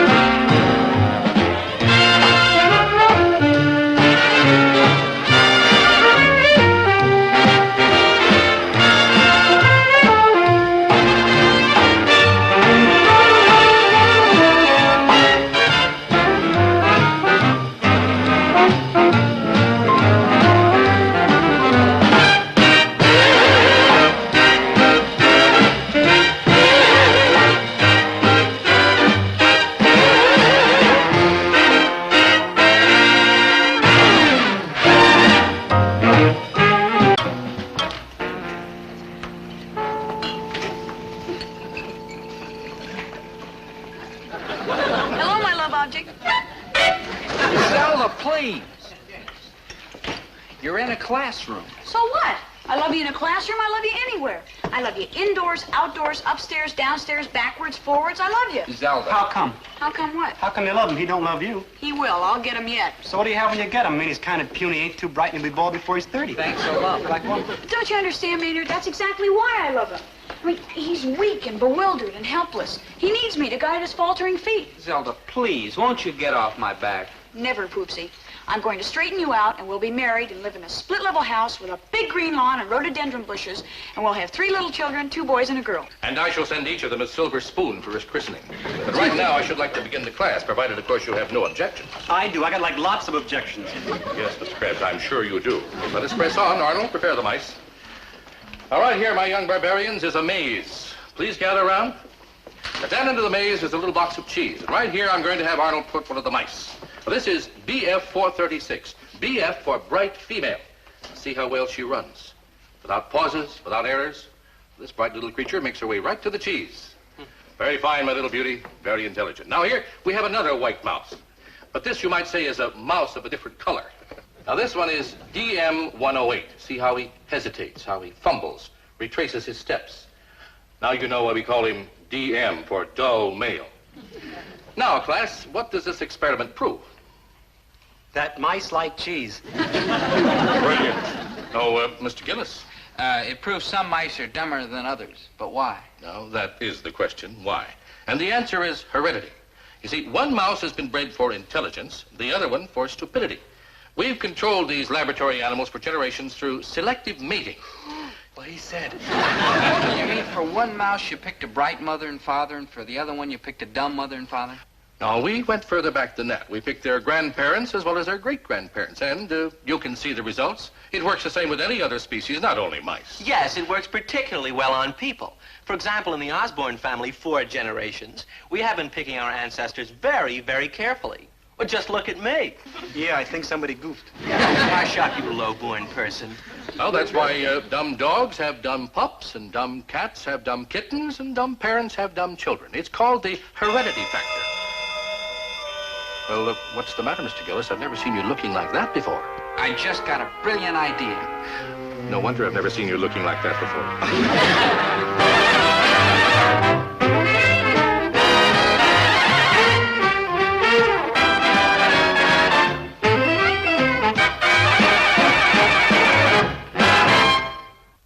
I never thought this day had come. Never. For years, I've been trying to get Zelda off my back. I tried everything I knew, but what chance did I have? I mean, Zelda's all brain, and me, well, let's face it. I'm charming, lovable, clean-cut, winsome, loyal, devoted, true. But smart? Smart I've never been. Until now. This time I'm a cinched out witter. A cinched out foxer to out clever to dazzle her with my footwork. Boy, will I dazzle her. Maynard, old friend, this is a glorious day, an historic day. Don't tell me. Let me guess. Let's see. It's not the 4th of July, because that's in August. It's not Columbus Day, because that's in 1492. And it's not Lincoln's birthday, because that's on Washington's birthday. I give up. Today's the day that I finally, with my own head, figured out a way to get Zelda off my back. Truly and completely off my back, now and forever. You're Josh. You sure are, Poopsie. I don't know what ridiculous scheme your puny little mind has come up with this time, Dobie, but you might as well forget it. You'll never get rid of me, because whatever you think of, I'll always think of something better. Oh, I know, Zelda, I know. Because I have a mind like Einstein, Madame Curie, and Mort Saul all rolled into one. Mm-hmm. And you, on the other hand... am slow, dull, dim, thick, and foolish. You forgot stupid. Yeah. True. So why don't you spare yourself, Dobie, and come to Zelda, who will always love and cherish you and protect you from the cruel world. Mm-hmm. Zelda, I'd like nothing better. I mean, life would be so simple with a genius like you taking care of a dope like me. But, Zelda, we just can't do it. You about to spring the trap, Dobe? In a minute. Well, spring it and let's get it over with. I'd like to measure you for a new sweater. Mm-hmm. Zelda, my dear. Hey, Zelda, I really think he's got something this time. Pish posh. Yes, Dobie, my beloved numbskull. Oh, I am a numbskull. That's exactly what I am, a numbskull. And you've got a mind like a computer. Well, that was established back in kindergarten. Now let's get on with your scheme. I'm rooting for you, Dobe. Yeah, thank you. Zelda, my dear, you have, I understand, a plan for me. You know it, Buster. Uh-huh. We will be married and live in a split-level house with a big green lawn and rhododendron bushes, and we'll have 3 little children, 2 boys and a girl. Aha. Ah, now you're going to spring the trap, huh, Dobe? Right now. Spring already. Zelda, do you remember what the professor said when he was doing that experiment yesterday with the white mice? All that stuff about heredity. Dumb dogs have dumb pups, and dumb cats have dumb kittens, and dumb people have dumb children. But I'm not dumb. But I am. Zelda, how can you do such a rotten thing to your children, giving them my dumb brain? But they'll be inheriting my brain, too. Maybe. It's a 50-50 chance. But how can you risk it, Zelda? How can you gamble with your children's minds? No, Zelda, you've got to give me up for the sake of your children. You've got to let me go. But, Dobie, I love you. You're not going to burden those poor little innocent babies with my dumb old mind. You're going to find a mate just as intelligent as yourself. Dobie, you've done it. You've outsmarted me. Europa! Maynard, that's Eureka. Come, Zelda. Where? To start our search for an intelligent mate. A man with a brain so large, so active, so dynamic that he'll be a worthy father of your children. And of all the guys on campus, it's obvious that the smartest, the sharpest, the wisest, the deepest, the quickest, the brightest can only be... Surely you jest, Gillis, baby. But Chatsworth, you haven't thought it through. Remember, you're an aristocrat, a thoroughbred, an intellectual. A rat. Maynard. Dobie, just give it up. Chatsworth doesn't want me. No offense, Zelda Chickie, but true. You no doubt have many fine You qualities. bet she has many fine qualities. Brain power, intellect, cunning, a mind to match your own. Chatsworth, when you've got a thoroughbred racehorse, you look for another thoroughbred. You don't go looking for some nag that's pulling a milk wagon. Rochelle is scarcely a nag that pulls a milk wagon, are you, ma chère? Scarcely. All right, so she's a blue blood. But she's awful dumb. I'll tell you how dumb she is. She was copying my test paper the other day. Dobie, it is well known that you have been trying to foist Zelda off on someone for years. And I do wish you luck in this worthy pursuit. But me, Dobie-doo? No, Dobie-doo. Come, Rochelle, my little muskrat. Let's go for a spin in my madly expensive handmade sports car. Well, Dobie, I guess we're skunked. Let's go look for the second best IQ. No, sir. There'll be no second best for you. Only the top is good enough for my Zelda. Dobie, I love you. You're all heart, girl, except for your brain. The only trouble is, how are we going to get Chatsworth Osborne, Jr.? Dobie, if you'll forgive me, this is a big problem which requires a big mind. Now, you've taken me about as far as you can with your limited mental equipment, and I'm very grateful to you. But from here on, I'm taking over. I mean, well, you don't send a boy to do a man's job. Hey, cool. You're going to put that rotten, conniving brain of yours to work, huh, Zell? You bet. It's not going to be easy. Chatsworth is a tough guy to move, even for you. True. But there is one power in the world that can move Chatsworth Osborne, Jr. One power. Preposterous. Mrs. Osborne, you haven't even thought it through. There is nothing to think about. Chatsworth is an aristocrat and you are a commoner. Oh, me too. I'm more commoner than anybody. That's exactly the point, Mrs. Osborne. You gotta think of the Osborne line. Look at him. The end of the line. Oh, really, Mumsy, this is too outre. Oh, nasty. So now take me on the other hand. I'm smart. She's been valedictorian ever since kindergarten. And I'm strong. You want to hit her in the stomach? And I'm healthy. Show her your teeth, Zelda. Yeah, once at a carnival I saw her bite clean through a 2x4. I'm a hard worker. I spend practically no money, and my digestion is perfect. Also, her appendix is out. Child, I am, of course, very impressed by your manifold assets, but think of the difference in our social standing. You think of the difference, Mrs. Osborne. Are you forgetting what happened to the royal families in Europe in the olden days? They didn't marry any commoners, and their blood kept getting thinner and thinner until finally the families just disappeared. Look what happened to the Bourbons. They all got drunk. Look what happened to the Habsburgs, the Tudors, the Stuarts. Where are they now? Are you going to let the Osborne line just dwindle away like that? No, by thunder, I am not. Mumsy, whatever are you thinking of? Rochelle and I have an understanding. Oh, Golly whiskers, Mrs. Osborne. Out of here, you puny girl. Take your flimsy, aristocratic bones out of here. Bigger. Mumsy! Oh, Chancellor, don't ever sneak up on me like that without warning. Mumsy, I will not be treated like a piece of chattel. You will do exactly as your mother, who loves you, commands. I haven't many more years left. Not more than 40 or 50, perhaps. But before I go, I want to see this Osborne house full of sturdy young little Osbornes. Yay, Mrs. O. You'll never regret this, Mrs. Osborne. I certainly will not. You know, I like this little girl, peasant though she may be. I like the intelligence shining in those beady little eyes. I like that tiny, scheming little brow and that stubborn, buttoned little chin. Give me grandsons. Do you hear me, girl? Give me lots of grandsons. I want sturdy, ruthless, unprincipled, nasty little boys to carry on the Osborne tradition. Mumsy, I won't do it. I shall hold my breath until I die.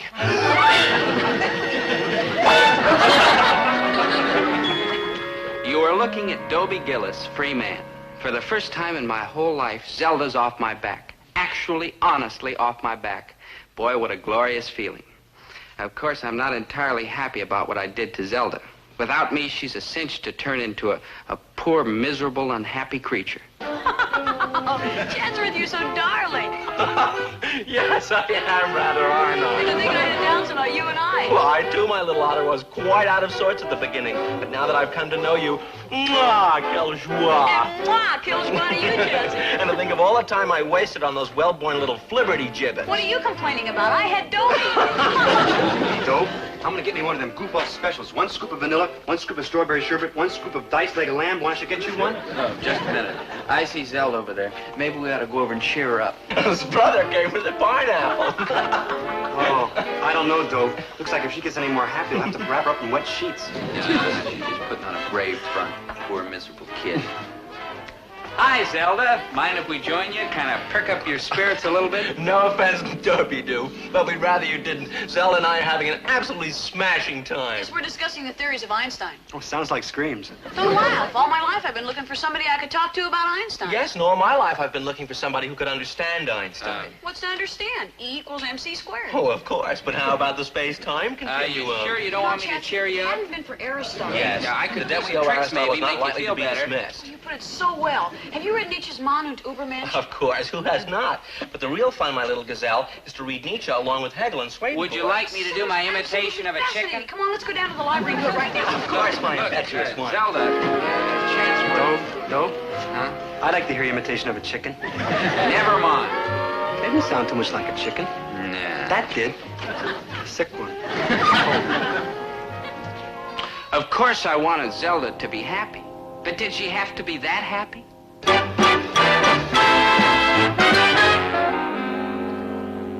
Oh, marvelous. You're going to sing. Yes, and beautifully, so be quiet.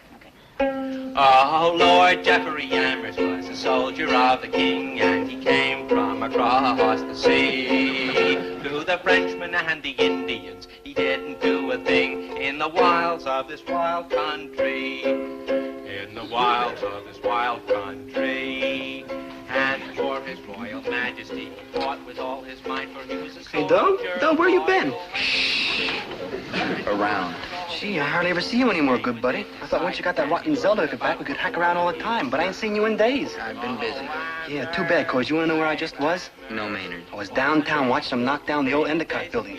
See, they got this big crane, see? And on the end is this iron ball. And this guy whams it into the building.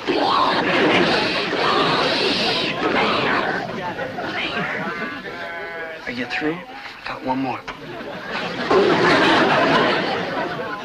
That's it? That's it. I'm delighted. You don't look delighted, you look miserable. In fact, you've been looking miserable ever since you got rid of Zelda so you could be happy. Maynard, that's true. You ain't in love with that small girl, are you? It's not a question of love. It's just a question of losing something that you were used to. Yeah, it's too bad you figured out such a smart way to get rid of her. What do you mean? I mean, you used up all your smartness, and now you'll never figure out a way to get her back. Never. What's the use kidding? You're right. I couldn't think of a thing, not one single thing, to get Zelda back. Oh, by the way, did I tell you I want her back? Well, I do. If you're surprised, how do you think I felt? But if our professor was right about heredity, I was a gone goose. And our professor was always right. So I'd never get Zelda back. But was he right? Couldn't there be some chance, some tiny little chance, that this one time he was wrong? Not a chance. Not an itsy Not a bitsy smidgen of an iota of a chance. Mr. Gillis, in all the years I've done this experiment, the smart mouse always runs the maze faster. Always? Always. The dumb one never wins? Never. Don't seem fair. But how do you know that's on account of heredity? Couldn't there be some other reason? Mr. Gillis, I'm not trying to tell you that heredity is the only factor that counts. Of course there are others, and they're very important, too. But you can't discount heredity. It's a fact that bright parents produce bright offspring. You're sure? Why all this sudden interest in white mice, Mr. Gillis? Oh, just scientific curiosity. Yeah, and besides, he snowed Zelda into getting off his back on account of this heredity jazz. And now that he's got her off his back, he wants her back on his back. But to get her back, you have to prove that heredity doesn't work. For instance, if in class today I let the mice run the maze again, and this time the dumb mouse beat the smart mouse, that would sort of knock my statements about heredity into a cocked hat. Not only that, it would prove they weren't true. Would you? Would you let the mice run again today, please, sir? Maybe it'd come out different this time. It wouldn't. How come? Because they were just fed a few hours ago, and no mouse, no matter how bright, will run the maze unless it's hungry. I mean, look how complicated it is just for it to get to the cheese. They just won't take the trouble unless their bellies are good and empty. There's no incentive. Oh, me too. I mean, when my belly's all full up, I won't even get up to turn off the television. Last night I watched TV till 2 a.m., and the set wasn't even on. How soon can the mice run the maze again? Tomorrow, provided they're not fed before then. Professor, would you? Oh. All right, Mr. Gillis, I'll let them run tomorrow if it's that important to you. No, it's not that important. I mean, I don't really care. I mean, what have I got at stake? Except my life. Hey, Doe, you want to go downtown and watch that guy flip flapjacks in the window? Hey, you want to go to the stockyards and watch him dip sheep? Well, you want to see my appendix scar? Oh. Hi, Zelda. Hi, small girl. Hello, chaps. Going anywhere in particular? Oh, no. I just put on my satin back crepe, my rhinestone earrings, and my glass slippers just to knock around in. Oh, date with Chatsworth, huh? Good thinking. Good evening, Zelda, my little Hi, antler. Chatsy. You look divine. Yes, I do, rather, don't I? Come, my pretty, let the revels begin. What enchanting divertisements have you planned for us tonight, my clever... Oh, nothing special. The opera, the theater, the movies, a 12-course gourmet dinner, a little miniature golf, bowling, the batting cage, and then a trip to the observatory. Halley's Comet is particularly brilliant tonight. Let us away. Yes, let's. Hasta la vista, amigos. Doom. Like Doom. I'll never get her back. Well, you always got me, good buddy. Doomed. Like Doom. And after tomorrow, I'll be totally and completely doomed. What's tomorrow? Don't you remember, tomorrow's when the professor does the experiment with the mice again. And of course, it's going to end up the same way again. If I ever had a chance of getting Zelda back, it'll be gone for sure tomorrow. Like doomed. I feel rotten. Yeah, let's get something to eat. Let's get something to eat. 5 innocent words. Let's get something to eat. But when Maynard said him, a bell started clanging in my head, and they suddenly ranked right alongside Remember the Maine and Tippecanoe and Tyler too as words that will go down in history. Let's get something to eat, reminding me of what the professor had said. If a mouse isn't hungry, it won't run the maze. So if I snuck into the classroom and fed the bright mouse plenty of food, it'd just sit there and let the dumb one leave it at the post. Then what would Zelda think of those fancy theories of heredity? Clever, huh?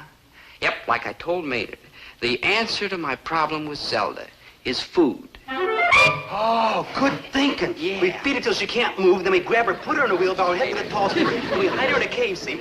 Listen, remember what the professor said today? Yeah, then every 1 or 2 or 3 days we go out there with a bunch of stuff like donuts and spaghetti, and we feed her again, keep her sluggish. Man, she'll never get away. Maynard. Good thinking. Yeah. Now, will you listen?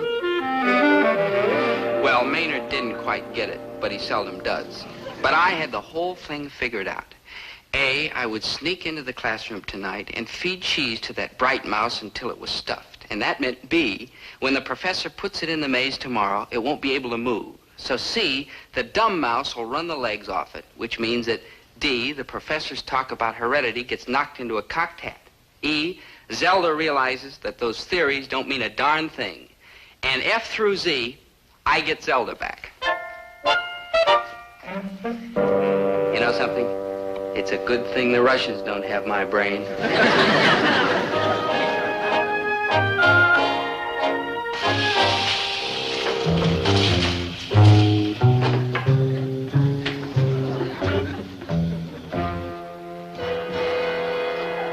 BF 436, bright female. That's the one, Maynard. Hi, little squeaky buddy. Look, we brought you something good to eat. Cheese. Yes, sir, little mouse. Here you are.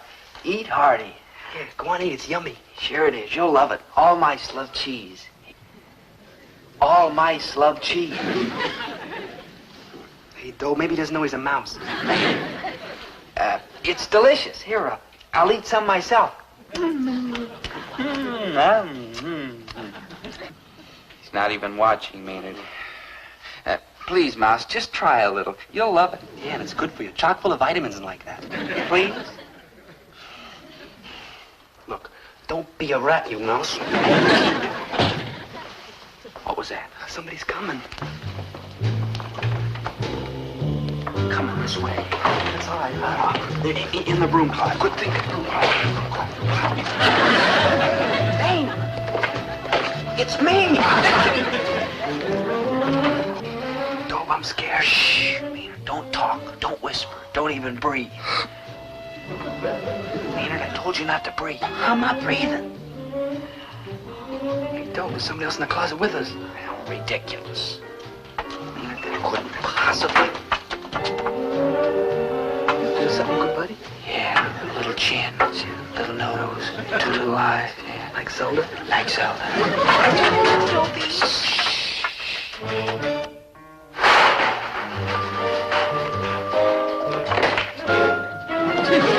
Come out. Come out, please.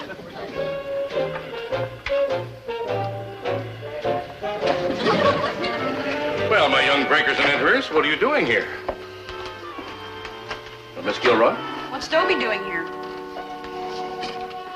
What's Zelda doing here?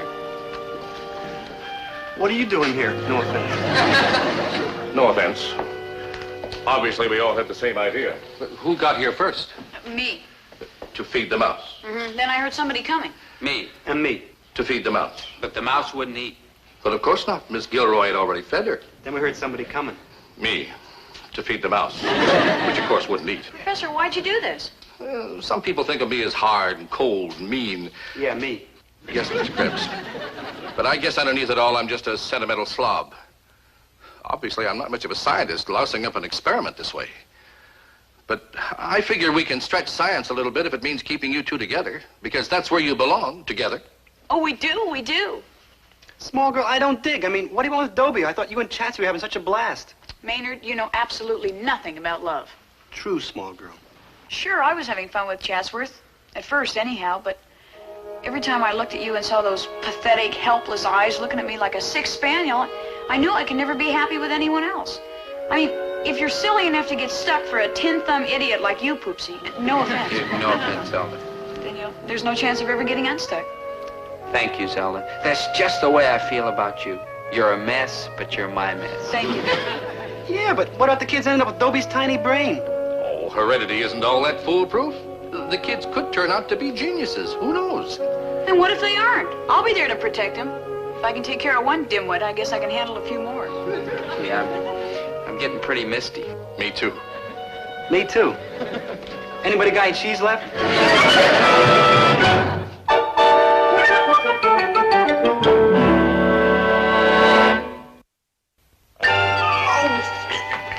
Mumsy, will you listen? I certainly will not. I told you very distinctly to get rid of this desiccated creature and start going around with this beady-eyed little girl. Mumsy, that's what I'm trying to tell you. Zelda won't have me.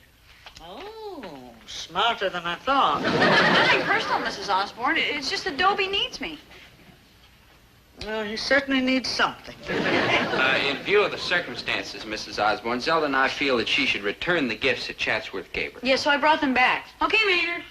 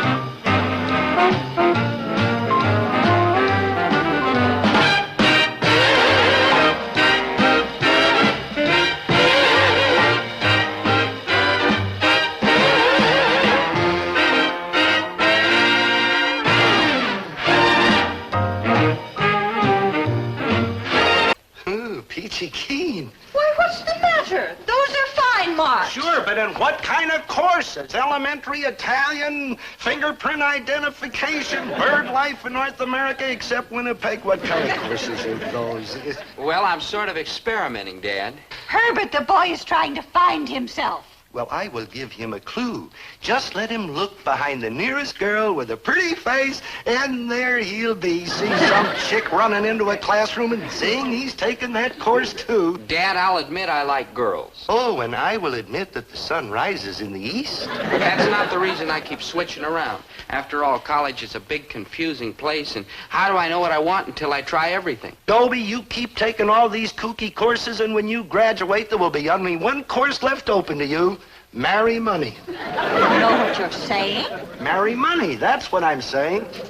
Dobie, you find yourself a girl with a good, steady job and marry her, one who can bring in the groceries. What a horrible thing to say to Dobie. Civil service, son. That's the bit. Marry a girl with a job where she can't get fired. And not too young a girl, an older girl. I don't mean an old hag or anything, but, you know, one, say, between 30 and 35, this type. You know, they're settled and they're steady and they appreciate things. Thanks a lot, Dad. Do you mind if I say a few words now? Please do, dear. Well, I've got some good news for you. I finally found the subject that I want. What is it? Egyptology. Egypt what'll-she? Egyptology, the study of ancient Egypt, the pharaohs, the sphinxes, the pyramids. I'll be going to Egypt and digging up old tombs. You don't have to go to Egypt, son. Start digging right here. One old tomb for your poor old dad.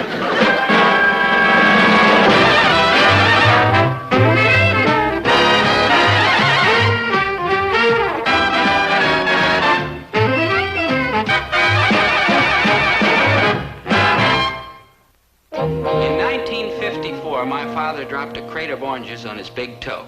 A few days ago, I told my father that I wanted to study Egyptology. What have these two widely separated events got in common? I'll tell you what. These are the only two times I ever saw my father cry. Oh, come on, Dobe. Tell your old dad you're only kidding about this Egyptology. But I'm serious, Dad. It's fascinating stuff, honest. Why, Egypt was practically the cradle of civilization. Well, I think it's wonderful, Dobie, that you finally found something that you're interested in. And I want you to know that I'm behind you 100%. Thanks, And I want you to know that what I said about marrying an older woman with a civil service job still goes. My father's a fine man, and I have no desire to bum rap him. But truth to tell, he does exaggerate. I mean, sure, Mom's been known to talk him into things, but it's only because she uses logic and common sense and sound reasoning. And fraud and chicanery and trickery and threats. Herbert, you know that's not true. It ain't, huh? Dobie, forget about Egyptology. And Herbert, forget about dinner for 3 I rest my case. Well, maybe I do threaten a little, but it's only because I'm right. Now, Herbert... Now, Herbert again, huh? I surrender. I know when I'm late. Dobie, take Egyptology. I approve under duress, and I shall cry a little, but I approve. I hope you really mean that, Dad, because I have to ask you for something. For what? No, what a stupid question. Well, you see, Dad, I want to go on a dig during my summer what? vacation. A dig. A dig? A dig? Dig? I hear my people talking. Like, hi, Mrs. G, Dobe G, Mr. G. Dobe G. That means... No. Ooh, boy. Now, what's this dig? And you butt out. Well, it's an archaeological expedition. We're going over to Egypt and dig up some old tombs and find mummies and vases and tools and stuff like that. We're going to Egypt. Who's going to Egypt? Well, a bunch of students and some of the teachers, too. They go over every year for 2 or 3 weeks. It's fascinating work. I'll bet it's a fascinating cost, too. How much? Oh, it's not too expensive. All we have to pay is transportation. The college takes care of the rest. And transportation to Egypt ain't expensive. You're going by streetcar, maybe? I've got the contract right here, Dad. You don't have to pay it all at once, see? $285! See, that's easy term. Yeah, no. Dad, I know it's a little steep, but I've really got my heart set on it. Oh, and I have my heart set on something, too, boy. Staying out of the poorhouse. Back to fingerprint identification. Dobie, your father will give you the money. Now, Herbert, you sign this paper and give Dobie the down payment. I'll pay you back someday, Dad, honest. What with, old mummies? Now, Herbert. Now, Herbert, oh. Thanks, Mom. Come on, Maynard. We'll be late for school. Goodbye, Mrs. G. Mr. G. Hey, Mr. G, do you think if I want one of them digs you... Herbert, you ought to be proud. I ought to be examined. That's what I ought. Egyptology. How in the world did Dobie ever get himself mixed up in a kooky thing like that? And I withdraw the question.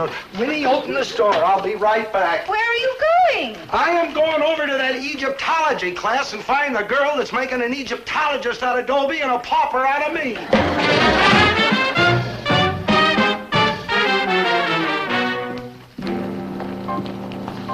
Hey, Dobe, I'd like to ask you a question. Do you really dig this Egyptology, like for real, really? Like for real, really. Oh, you're joshing. Maynard, why do I usually take a class? Because you're chasing after some chick. True. Now look around. Do you see any chicks in this class? Like, no. I rest my case. Hey, Dobe, you must really love Egyptology. I mean, you got no posterior motive. That's ulterior, but you got the right idea. Dad. Oh, hi, son. I just happened to be in the neighborhood and thought I'd you drop thought you'd in. look in on my Egyptology class to see who the chick was who got me interested. Well, I got a right to know. No, there ain't no chicks, Mr. G. I just looked. Yeah, that's what I see. So how come? Dad, I explained it to you. We study the past to know the present. There's no pretty face, son. This is all like intellectual like. Dad, I know it's hard to believe. Hard? Oh, I wouldn't say that. Impossible? Yes. Unthinkable? Yes. Unheard of? Yes. Hard? No. Dad, try to believe me. There's no pretty face. Good morning, class. Good morning, Dr. Burkhardt. Like, good morning, Dr. B. Uh-huh. Who's the dean, Marilyn Monroe? This is my father, Dr. Burkhardt. Well, this is a pleasure, Mr. Gillis. How do you do? How do you do? I'm so glad you could drop by. I think it's just wonderful, the enthusiasm that Dobie has for Egyptology. Why, he's taken to it like Cat to catnip? Exactly. I don't know when I found a more devoted admirer. No, swell. Tell me, Mr. Gillis, are you interested in Egyptology, too? Me? Him? Maynard. Well, there are a few things I'd like to find out about. Well, why don't you sit down and join the class? I'm going to show some movies of last year's dig. Oh, this I would love to see. Excellent. Maynard, set up the screen. Dobie, will you run the projector? And Mr. Gillis, you sit right here by me. Oh, thank you.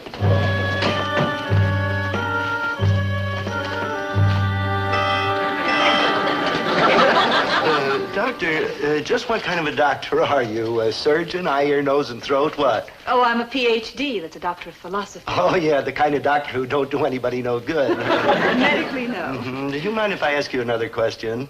Of course not. Kind of personal? Of course. No offense, but how old are you? 35. No offense. No offense. And this teaching job, it's civil service? Yes. Why? When you go on these digs, who all goes along? Oh, a group of students and, of course, some teachers. Oh, yeah, like chaperones, huh? Oh, well, we don't look at it quite that way. I mean, after all, we're all out there for the same purpose. Yes, but you do stick together, you know, kind of keep an eye on each other. No. Most of the time we work in teams. How many on a team? 2. As a matter of fact, I've decided to team up with Dobie this summer. He's so eager. Oh, that he is, and you're 35. Yes. And civil service. Yes. Ready with the first reel, Dr. Burkhardt. Oh, fine. Roll it. I'm afraid our photography isn't very professional, Mr. Gillis. Our cameraman was pretty shaky. Class, now here we are at Luxor. We had just discovered the tomb of King Ames. It's 18th dynasty, of course. Oh, of course. My teammate has just crawled into the tomb, and now he's handing me a burial urn.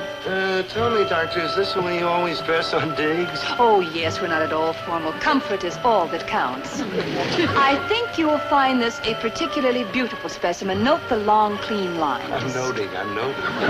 Sometimes we were so excited by our discoveries that we kept working even after dark.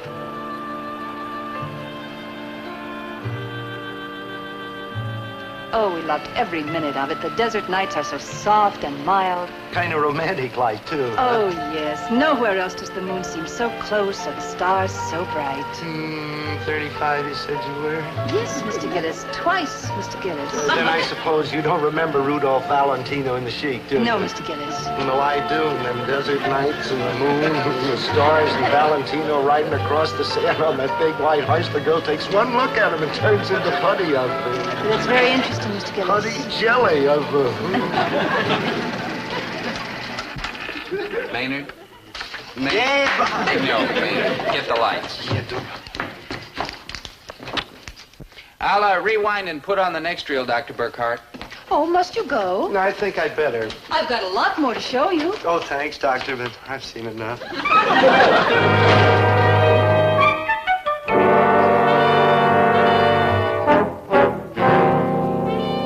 give me a hand. Oh, sure. Are you going to stay late, Dr. Burkhardt? Yes, Dobie, I have some work to do. You gonna stay here all by yourself with these death masks and mummies and all like that? Yes, Maynard. Oh, don't do it, Dr. B. I mean, what if one of the mummies puts a curse on you? I'll curse him right back. Dr. B, do you think... Good night, Maynard. Right. Good night, Dr. Burkhardt. Good night.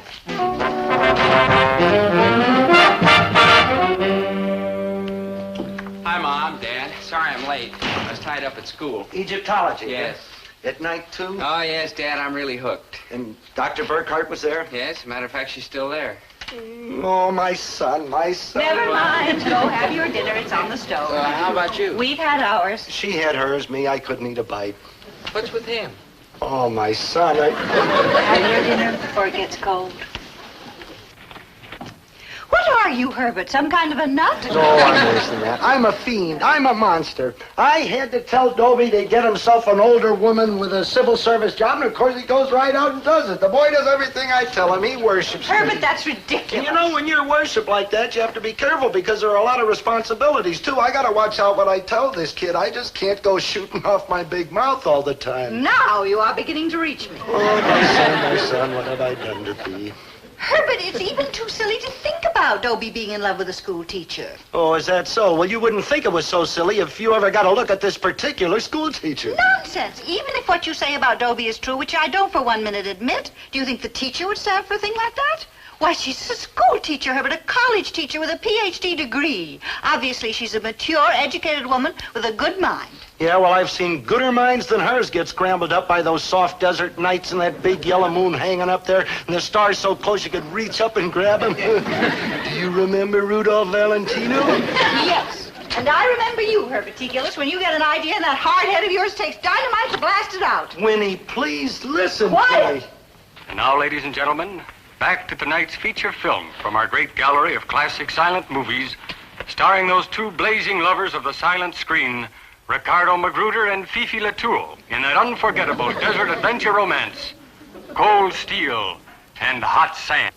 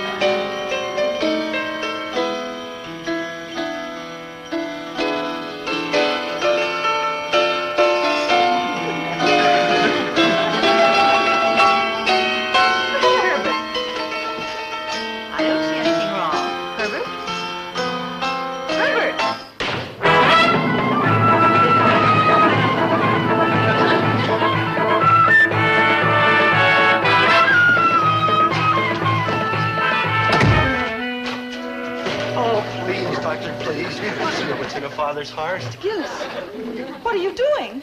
I'm begging. I'm on my knees begging. Get up this instant. All right, I'm up. I'm still begging. Begging for what? Please don't take my boy to Egypt. Why ever not? Well, he's so young and you're so beautiful and the nights are so soft and the moon's so yellow and the stars are so close and... Gillis, can you possibly be suggesting that there is anything between Dobie and me? Oh, of course not, but he's so young and you're so beautiful. And you are so wrong. Mr. Gillis, may I remind you that I am a school teacher, a scientist, and a doctor of philosophy. And you are also a dish. Mr. Gillis, I think an apology is in order immediately. I'm sorry. Thank you. And now I think another apology is in order. I gotta be sorry twice? Yes. Once to me and once to Dobie. Why, you ought to be ashamed of yourself, thinking thoughts like that about your fine, upstanding son. You think so? I most certainly do. Now you get home and tell Dobie you're sorry.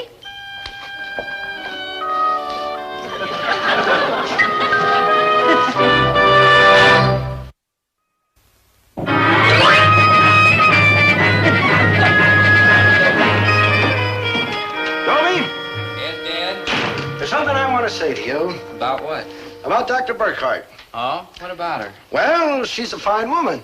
She sure is. Yes, Dr. Burkhart is a fine woman. Yes, sir, and good looking, too. Yes, and she is, did you say she was good looking? Don't you think so? Never mind what I think. Do you think she's good looking? Sure, Dad. How good looking?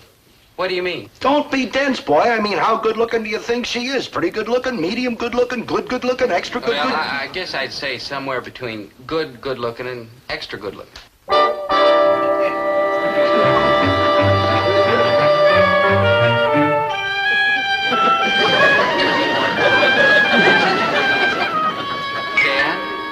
Dad, why are you looking at me like that? Dad, where are you going?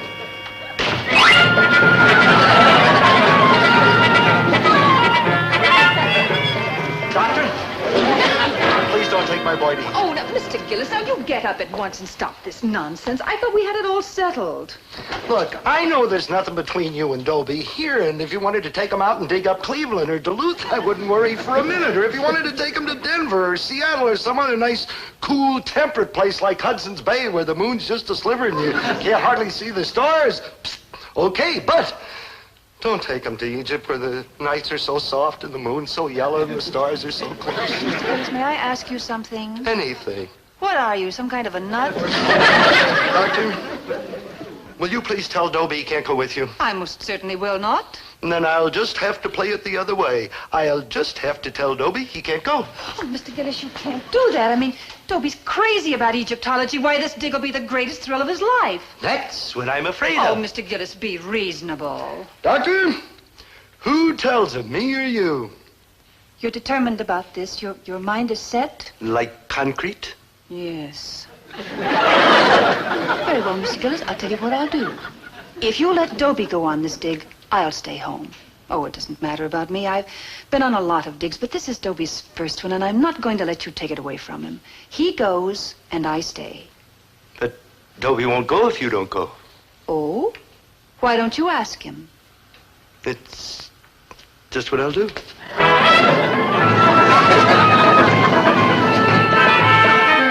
Dobie, I got something to tell you. Dr. Burkhart ain't going on that dig. Oh? Didn't you hear what I said, boy? Dr. Burkhart ain't going. I heard you, Dan. Well? Well, what? Well, you mean you're going even if she ain't? Why not? You see, Herbert, didn't I tell you? You also told me the Dodgers would never leave Brooklyn. Yeah, what's this all about? Son, do you mean to say you're taking this Egyptology stuff because you really like Egyptology? Yes, Dad. Why won't you believe me? If I told you once, I told you... Dad? Dad?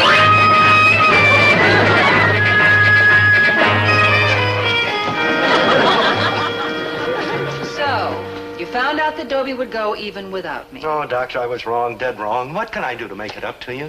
Well, Mr. Gillis, for openers, you can get off your knees. Oh, I'm so ashamed of myself. Don't be. Be proud. Of what? Of your son Dobie. He's a fine boy. A dedicated boy. How I wish I could be there when he first sees the pyramids. Doctor? You are going to be there. Oh, but Mr. Gillis, Oh, you said... I know I said a lot of goofy things, but there's no reason in the world why you shouldn't go with Dobie. No, there really isn't. I'm going home right now, and I'm going to tell Dobie that he's going to Egypt, and you're going to Egypt, and everybody's going to Egypt. You do that, Mr. Gillis. Good night. Good night. Oh, and Mr. Gillis, you do try to stay home this time?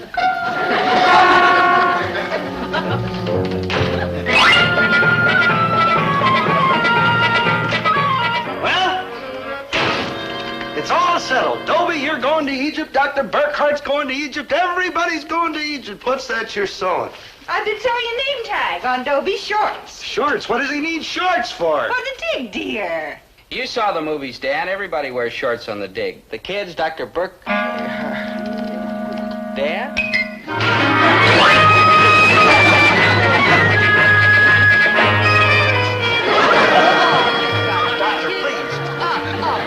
Doctor, please listen to what's in a father's heart and do me a favor. What? When you get to Egypt, don't wear shorts. Shorts. Shorts. All right. You promise? I promise. Honest and truly? Honest and truly. I won't wear shorts. Dobie won't wear shorts. Nobody won't wear shorts. Oh, you are all heart, ma'am. Well, I don't know what you are, Mr. Gillis, but I suspect that underneath all that sound and fury, you've got a little bit of heart yourself. You ain't mad at me? No, Mr. Gillis. No, you are all heart, ma'am. Thank you. And on top of that, you are a very good-looking woman. Thank you. And if we'd had teachers like you when I was going to school, I'd still be going to school. Yeah. Good night, Mr. Gillis. No hard feelings? Certainly not.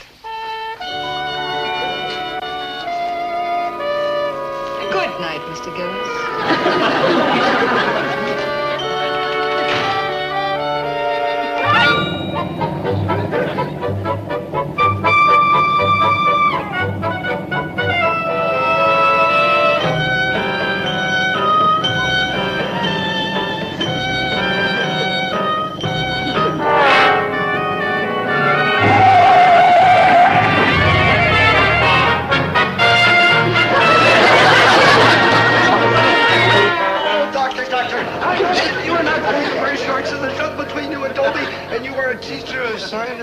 You must be the nut. Dr. Burkhart warned me that some nut had come sliding in here on his knees, and yep, here you are. Where's Dr. Burkhart? The doctor's gone, but she left a message.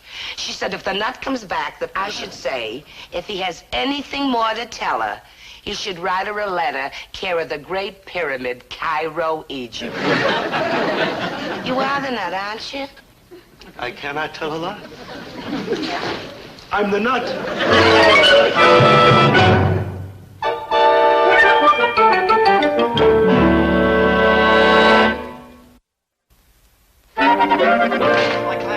Like hi, Mr. G. You want to know what I just got? Some other time, dear. Like a year from Friday, dear. Okay, I'll tell you. I just got a letter from my good buddy Dobie from Egypt.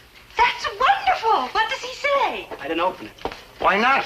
What's the use? I don't read Egyptian. I imagine it's written in English. I don't read that too good either. Open the letter already. Yes, sir, your grocership, your time and ship. Can't tell you what it says. It's like personal. You hardly even looked at it. How do you know? On account it starts off, Dear Maynard. Read the letter. Dear Maynard. Oh, he remembered. Maynard? Read the letter. Right. Dear Maynard, we are having a wonderful time here in Egypt. Yesterday we dug up a moldy old relic, and that reminds me, please say hello to my dad. Hello. Maynard, you left out a whole paragraph. Told you I didn't read too good. Maynard, go on with the letter. We have made several interesting discoveries. I found a vase that Dr. Burkhart says dates back to the dynasty of King Tut, better known as King Tut. I don't know him either way. Sounds fascinating, huh, Mr. G? For what it's costing me, that's the word for it. Fascinating. Dr. Burkhart was working in her tent, and boy, was she excited when I brought the vase to her. We were both very proud and happy to make such a discovery. It was the high spot of the entire dig so far. Dr. Burkhart really puts her heart into her work out here on the desert. She enjoys every minute of it, and her enthusiasm is catching. I, too, have never enjoyed doing anything so much in my entire life. Dr. Burkhart is inspiring.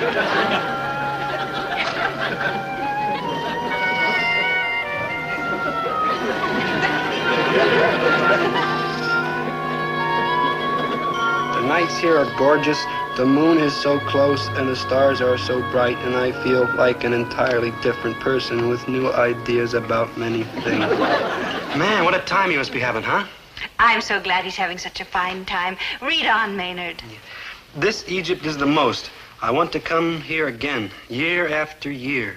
Oh, Herbert, isn't it wonderful that Dobie's having such a fine time? Herbert? I think you probably can reach him and carry the Great Pyramid, Cairo, Egypt.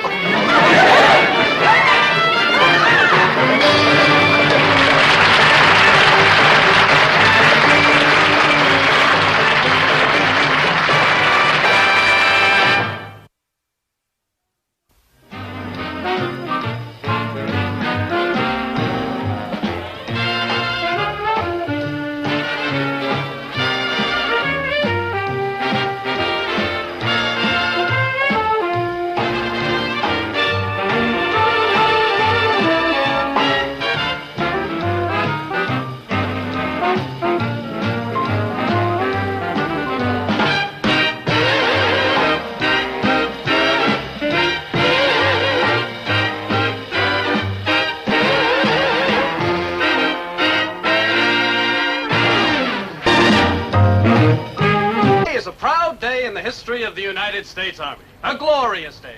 A day that will rank with Yorktown, with San Juan Hill, with VE Day, with VJ Day. Gentlemen, speaking for the United States Army, indeed for all America, I take excruciating pleasure in handing you your discharge.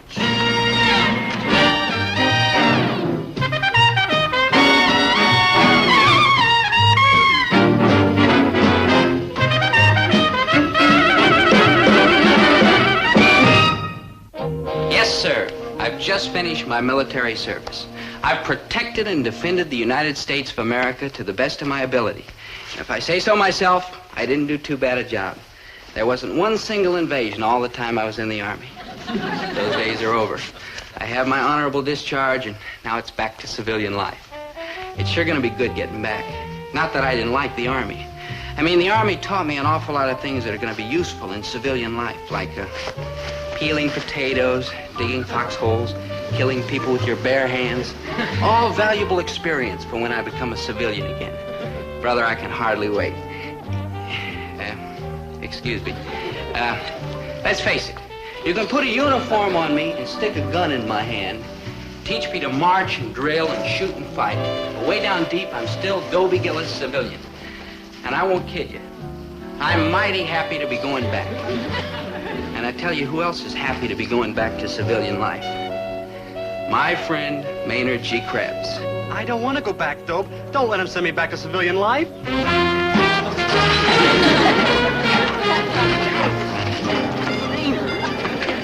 Maynard, please. Dope, they can't throw me out of the Army. I'm a citizen and a taxpayer. Maynard, you're not being thrown out. You've got an honorable discharge. What's the difference? I'm out.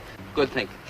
Maynard, let me point out something to you. We're not in the 5th grade. We're young, mature adults, veterans of the United States Army. We're going out into a big, broad, challenging world. Couldn't we go back to the 5th grade instead? No, man. Let's go back to the Army. Why are you so afraid to go out in the world? Well, what do we like find out there? Well, our friends, families, homes, work. Work! Maynard, and that's another thing. You've got to stop screaming every time you hear the word work. Work! Maynard! Okay, good buddy. What kind of, that terrible thing you said are we going to do? Employment. Yeah, I don't know. Something in the executive line, maybe? Oh, good thinking. I mean, the world is like crying for executives our age. I mean, especially with beards. Oh, yeah. Well, how about door-to-door salesman? Dogs bite you. Gardener? Mosquitoes bite you. Babysitter? Babies bite you. Maynard? Yeah, good buddy? Let's go back to the Army. Good thinking. Yeah. But, sir, no, negative, no, no, no! Oh, well, never mind, Maynard. We'll just square our shoulders and grit our teeth. Walk with our heads held high, bravely, into the big, broad, challenging world.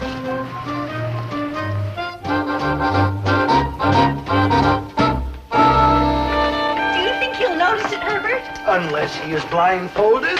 Somehow it doesn't seem enough. Don't you think we ought to have something else? No, how about having the Joint Chiefs of Staff for a 21-gun salute? Welcome, war hero Oh, Dobie. for Pete's sake, Winnie. The kid's done a soft hitch in the peacetime army. The worst he's been exposed to is standing rib roasts, inner spring mattresses, and ping pong games, and you want to make a national holiday out of it. He's coming, Mrs. G. I just saw him turn the corner. Oh, my goodness. Come on, Herbert. Let's get ready. Oh, for Pete's sake, Winnie. Dobie goes marching home again. Hurrah, hurrah. We'll give him a hearty welcome then. While I am, of course, touched by this friendly welcome, I should like to point out, A, that I am not Dobie, B, that I have not come marching home from anywhere, and C, that much as I hate to interrupt this musicale, I would like to order a few groceries. I thought you said Dobie was coming. But he was. I saw him. See? He stopped to tie Maynard's shoelace. Artichoke cards, patty de foie gras, lobster tails. I don't mean to pry, Pomfret, but have you inherited some money? No.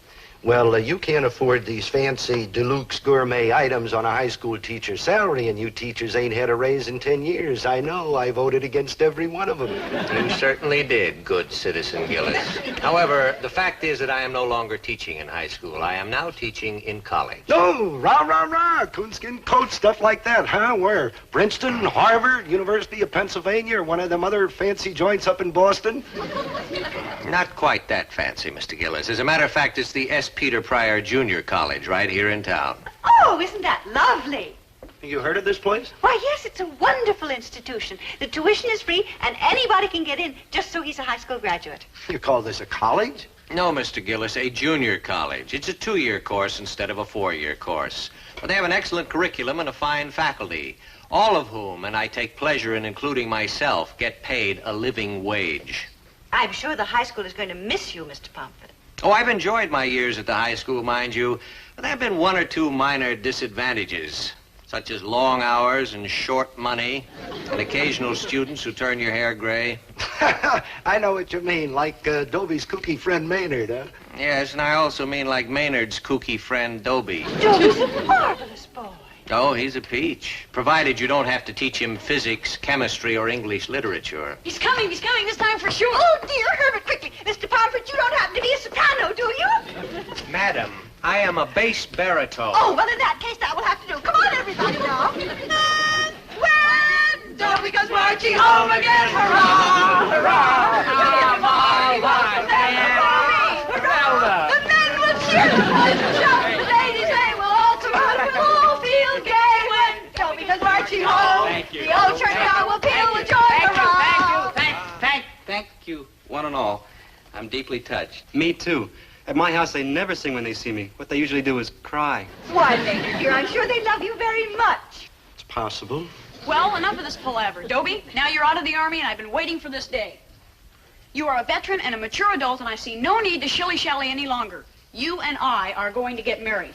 Here's my veil. Hang on. Look, Zelda. Here's your boutonniere. Yeah. The ring. Uh-huh. The beautiful. Beautiful. Application for marriage Is license. there something you Signed ought to right here on mine. Zelda, dear, I'm sure that in the fullness of time, perhaps you and Dobie will want to get married. But in the meantime, dear, he needs to be rehabilitated. Yeah. I mean, he needs a mother's tender, loving care to smooth over the ugly scars that the Army has left upon him. Why, look at him, a hulk, a skeleton. Mom, I gained 14 pounds. Yeah, you ought to see him in the shower. Now, Mrs. Gillis. Now, Zelda. Now, both of you.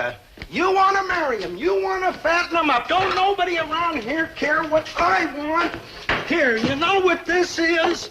Like, yeah, that's an ensign. Man, you don't see a lot of them no more. Maynard. This is my dream, my fondest hope. This sign hanging out in front, Gillis and Son. Why, I had this sign painted the night Dobie was born. I've waited all these years to make my dream come true. Gee, I'm getting pretty misty. And I'm getting pretty miffed. Dad, you got a plan? Mom, you got a plan? Zelda, you got a plan? Wouldn't anybody care to ask me? Why, of course, dear. What do you want to do? What I really want to do is... Well, I don't really know. A stranger may be forgiven for interfering in family affairs. And Dobie, surely you must have some sort of a plan tucked away in the back of that tiny cranium. Well, yeah. When I got out of high school, I thought I had enough education. I mean, I thought there wasn't a heck of a lot more for me to know. But then I went into the Army and I learned a few things. And it seemed the more I learned, the more I knew I didn't know. What I'm trying to say, I'd like some more education. I'd like to go on to college. But I'm not kidding myself. My marks aren't good enough for college. And even if they were, where would I get the money for tuition? So I guess I just better forget the whole thing. I mean, there aren't any colleges that take guys without marks and without tuition. Well, I better be moving along. A lot of things to do today. Been nice to see all of you again. Mr. Bumper. Where are you going? Yeah. Oh, it isn't fair. It just isn't fair. Now, I served my time with those guys in high school. I did my duty above and beyond. What is the name of that college you're teaching at, Mr. Bumper? Where the tuition is free. Where any high school graduate can get in? Even me? Even you. The S. Peter Pryor Junior College? Well, Pompey? Maynard. Yes, sir. Dobie. Yes, sir. Welcome, freshman. Bye, Mom. Hey, wait for me! Think of it, Herbert. Our son, a college man. Yeah. Yeah. Rah, rah, rah.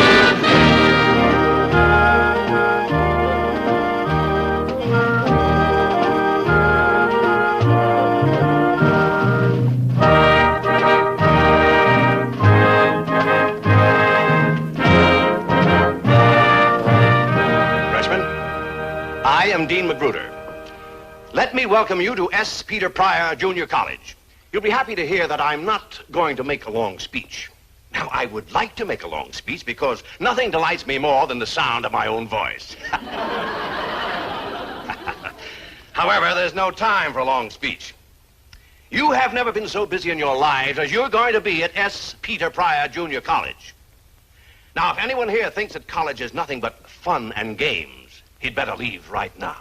Well, let's cut out. Pay attention. You've all been given copies of this freshman orientation guide. Now, this is your Bible, your manual, your rule book. Read it carefully and do everything it says. Do it quickly and do it right. Remember, you're in college now. There's no one to take you by the hand and guide you. No one to watch over you.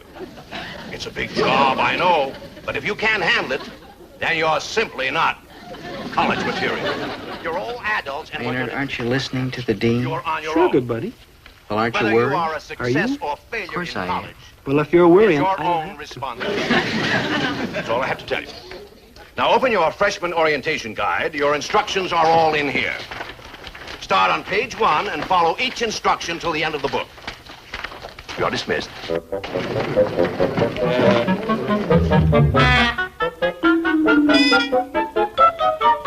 Now then, Mr. Gillis, I'm here to help you select a program of studies for your freshman year. Do you have any particular subjects that you're interested in? Well, I don't know, sir. They never do. But I know this. I want to learn. Now that I finally got to college, I'm going to give it a college try. You can bet on it. I am fortunately not a betting man. All right then, Mr. Gillis, let's take a look at the curriculum. What would you think of taking a pre-law course? Law. Yeah, law. I'm sure I wouldn't do too bad at it. Your confidence is touching. Yeah, law.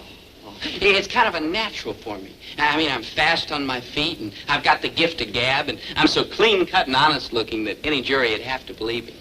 Yeah, law. I'd make a big reputation as a trial lawyer, and of course a lot of money. But that isn't the important part, the money, I mean. I'm a modest man with modest needs, and as soon as I took care of my modest requirements, I'd give up private practice. And become a judge. What else? There I'd be, sitting on the bench in my black robes. Uh-oh. What's the matter, Your Honor? Murder cases, the death penalty. I just couldn't do it, Mr. Wirtz. I mean, I'm a just man and a brilliant student of law, but I just couldn't bring myself to send a man to the chair. I'm sorry, but you see how it is. I see how it is. I guess I'm just all heart, sir. You're all something, Mr. Gillis. Heart. Hey, that gives me an idea. A brilliant idea. A great-hearted guy like me ought to take up medicine. Sure, that's what I ought to. Yeah, saving lives, healing the sick, the lame, the halt, performing fabulous operations. Uh-oh. Yes, doctor? Operations. I can't stand the sight of blood. Oh, of course not. You're all heart. Thank you. You're welcome. Hey, I got an idea. With my big talent in science. What big talent? The big talent I showed when I became the great surgeon. That big That talent. big Yes. Well, go on. With your big talent in science, you... Well, why don't I go into physics? I mean, this is the age of space exploration. Who knows? Maybe I could be the one who builds the first spaceship to Mars. Mr. Gillis, about your program. So far, we've eliminated law, medicine, and physics. Now, naturally, you can't major in education because teachers have to keep kids after school, and you could never do a thing like that, never. being all heart. Then there's economics. Well- But if you study economics and become a banker, you'd have to refuse loans to people who come in without any collateral, which, of course, you couldn't do. No, never. Then there's dentistry, which we needn't even go into. Looks hopeless, huh? Not at all. I've handled cases like yours before, thousands of them. If I may say so myself, I've developed quite a technique for dealing with people like you. Oh? What's that? It's a kind of eeny, meeny, miny, mo. You put this blindfold over your eyes, Mr. Gillis, and then you throw these darts at the board behind my desk. Oh, good thing. American ingenuity. All right, go.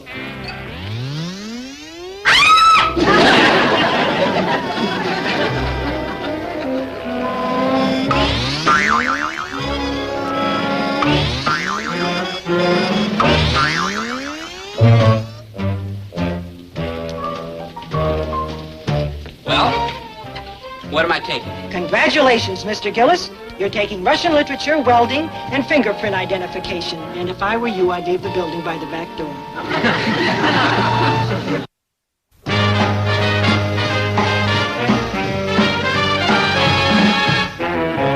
Don't.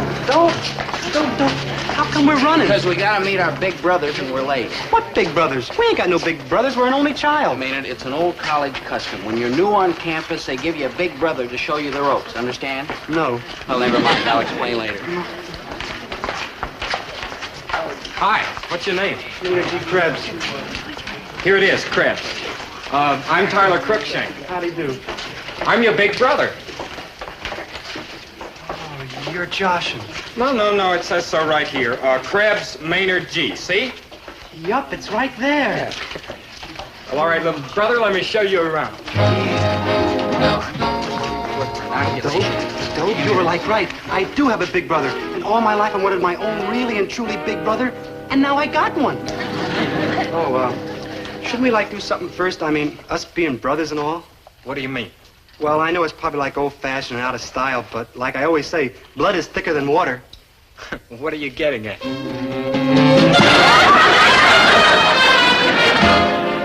What are you, some kind of a nut? No, I'm just a normal American boy. But you don't run into your big brother every day. I mean, I didn't even know I had a big brother. Of course, I don't go out of my room much. What part of the house do you live in, big brother? Krebs, I think you've got it a little mixed up. Yeah, I usually do. Oh, boy, am I glad I got a big brother. I mean, it's going to be screams tonight, sitting around watching television and playing the bongos. And you can borrow my clothes anytime you want to, Krebs. I mean, what are brothers for? I mean, what's mine is yours. Here, you want to borrow my petrified frog? Krebs, would you listen? Sure, big brother. Hey, I wonder how they kept it from me all these years. Krebs. Maybe they don't know about it. Yeah, I bet that's it. Big brother, do my mother and father know you're my big brother? No, of course well, not. Come on, Now, let's go home and tell them they got a right to know. Krebs, you don't understand. Grown-up big brother. Ooh, what an age we live in. Krebs. Come on, we'll go on home and get some mom's apple pie and you can play with my train. Come on, big brother.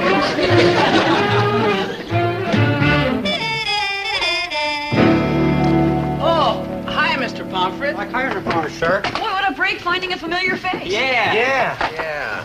This is my lucky day.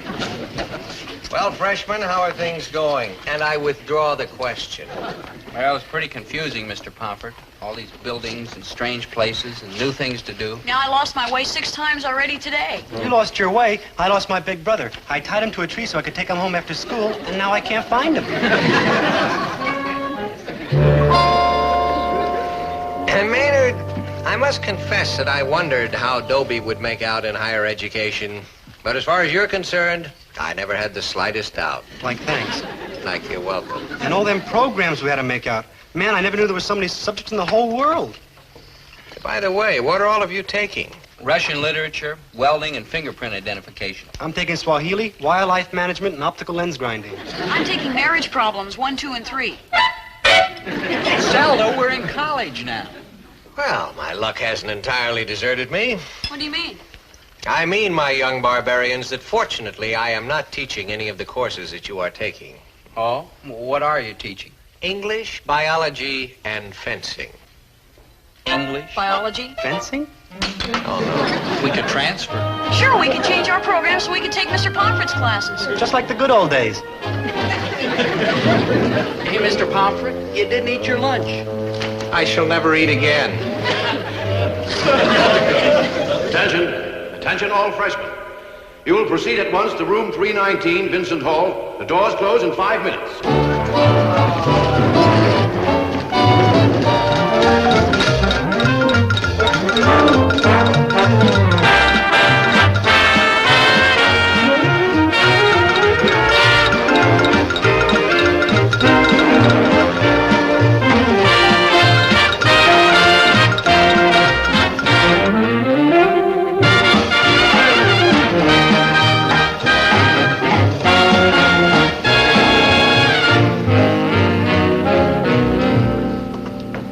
Kids, I think we might have made a mistake. I think possibly we're not college types. I wasn't even a high school type. Dobie, I don't like this kind of defeatist attitude. We can't quit so soon. It's only the first day.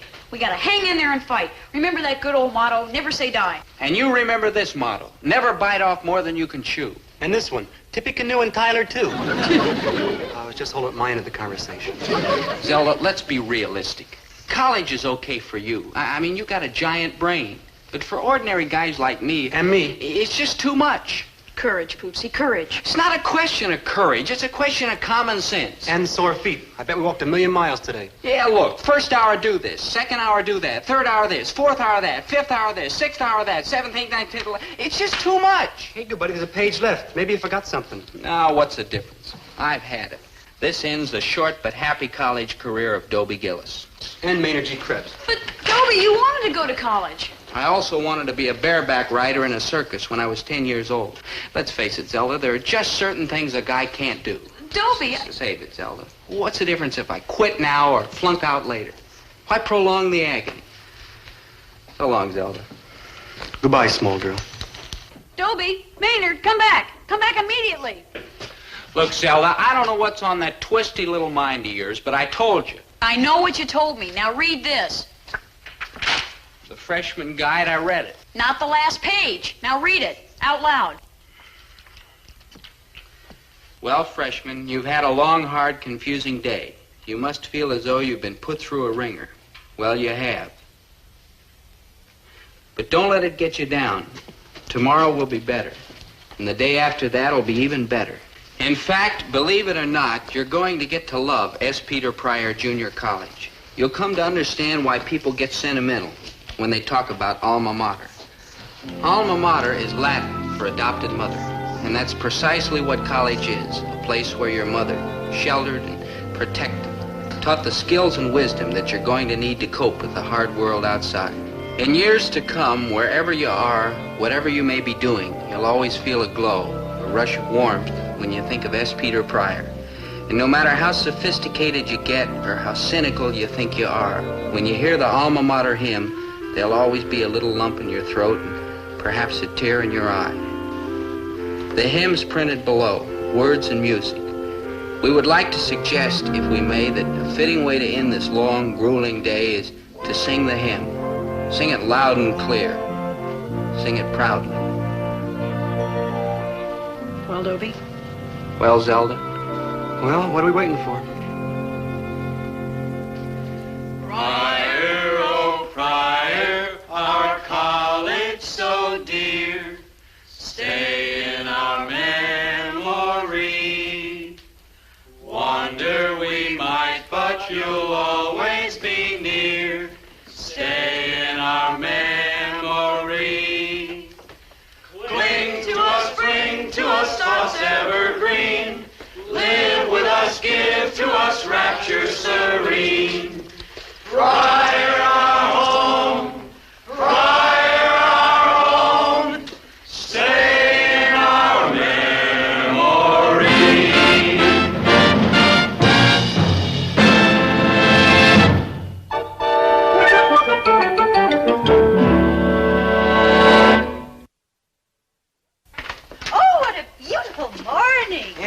especially for putting out rubbish. I'm so sorry. I bet you didn't even touch your breakfast. No time, Mom. Got to get to school. You seem in an awful rush to get over to that college. Oh, I am, Dad. I don't want to miss a minute. You sure you woke the right boy this morning? This is our son, Dobie, running off to school like a racehorse. You must be very fond of college, dear. No, it's great. Absolutely wonderful. Oh, bye, Mr. G. So long, folks. Isn't it wonderful the way Dobie loves college? Yeah, that's the word for it. Wonderful. And I just know that he'll make good and go on and get lots of degrees and be a big success. Yeah, well, won't be needing that anymore.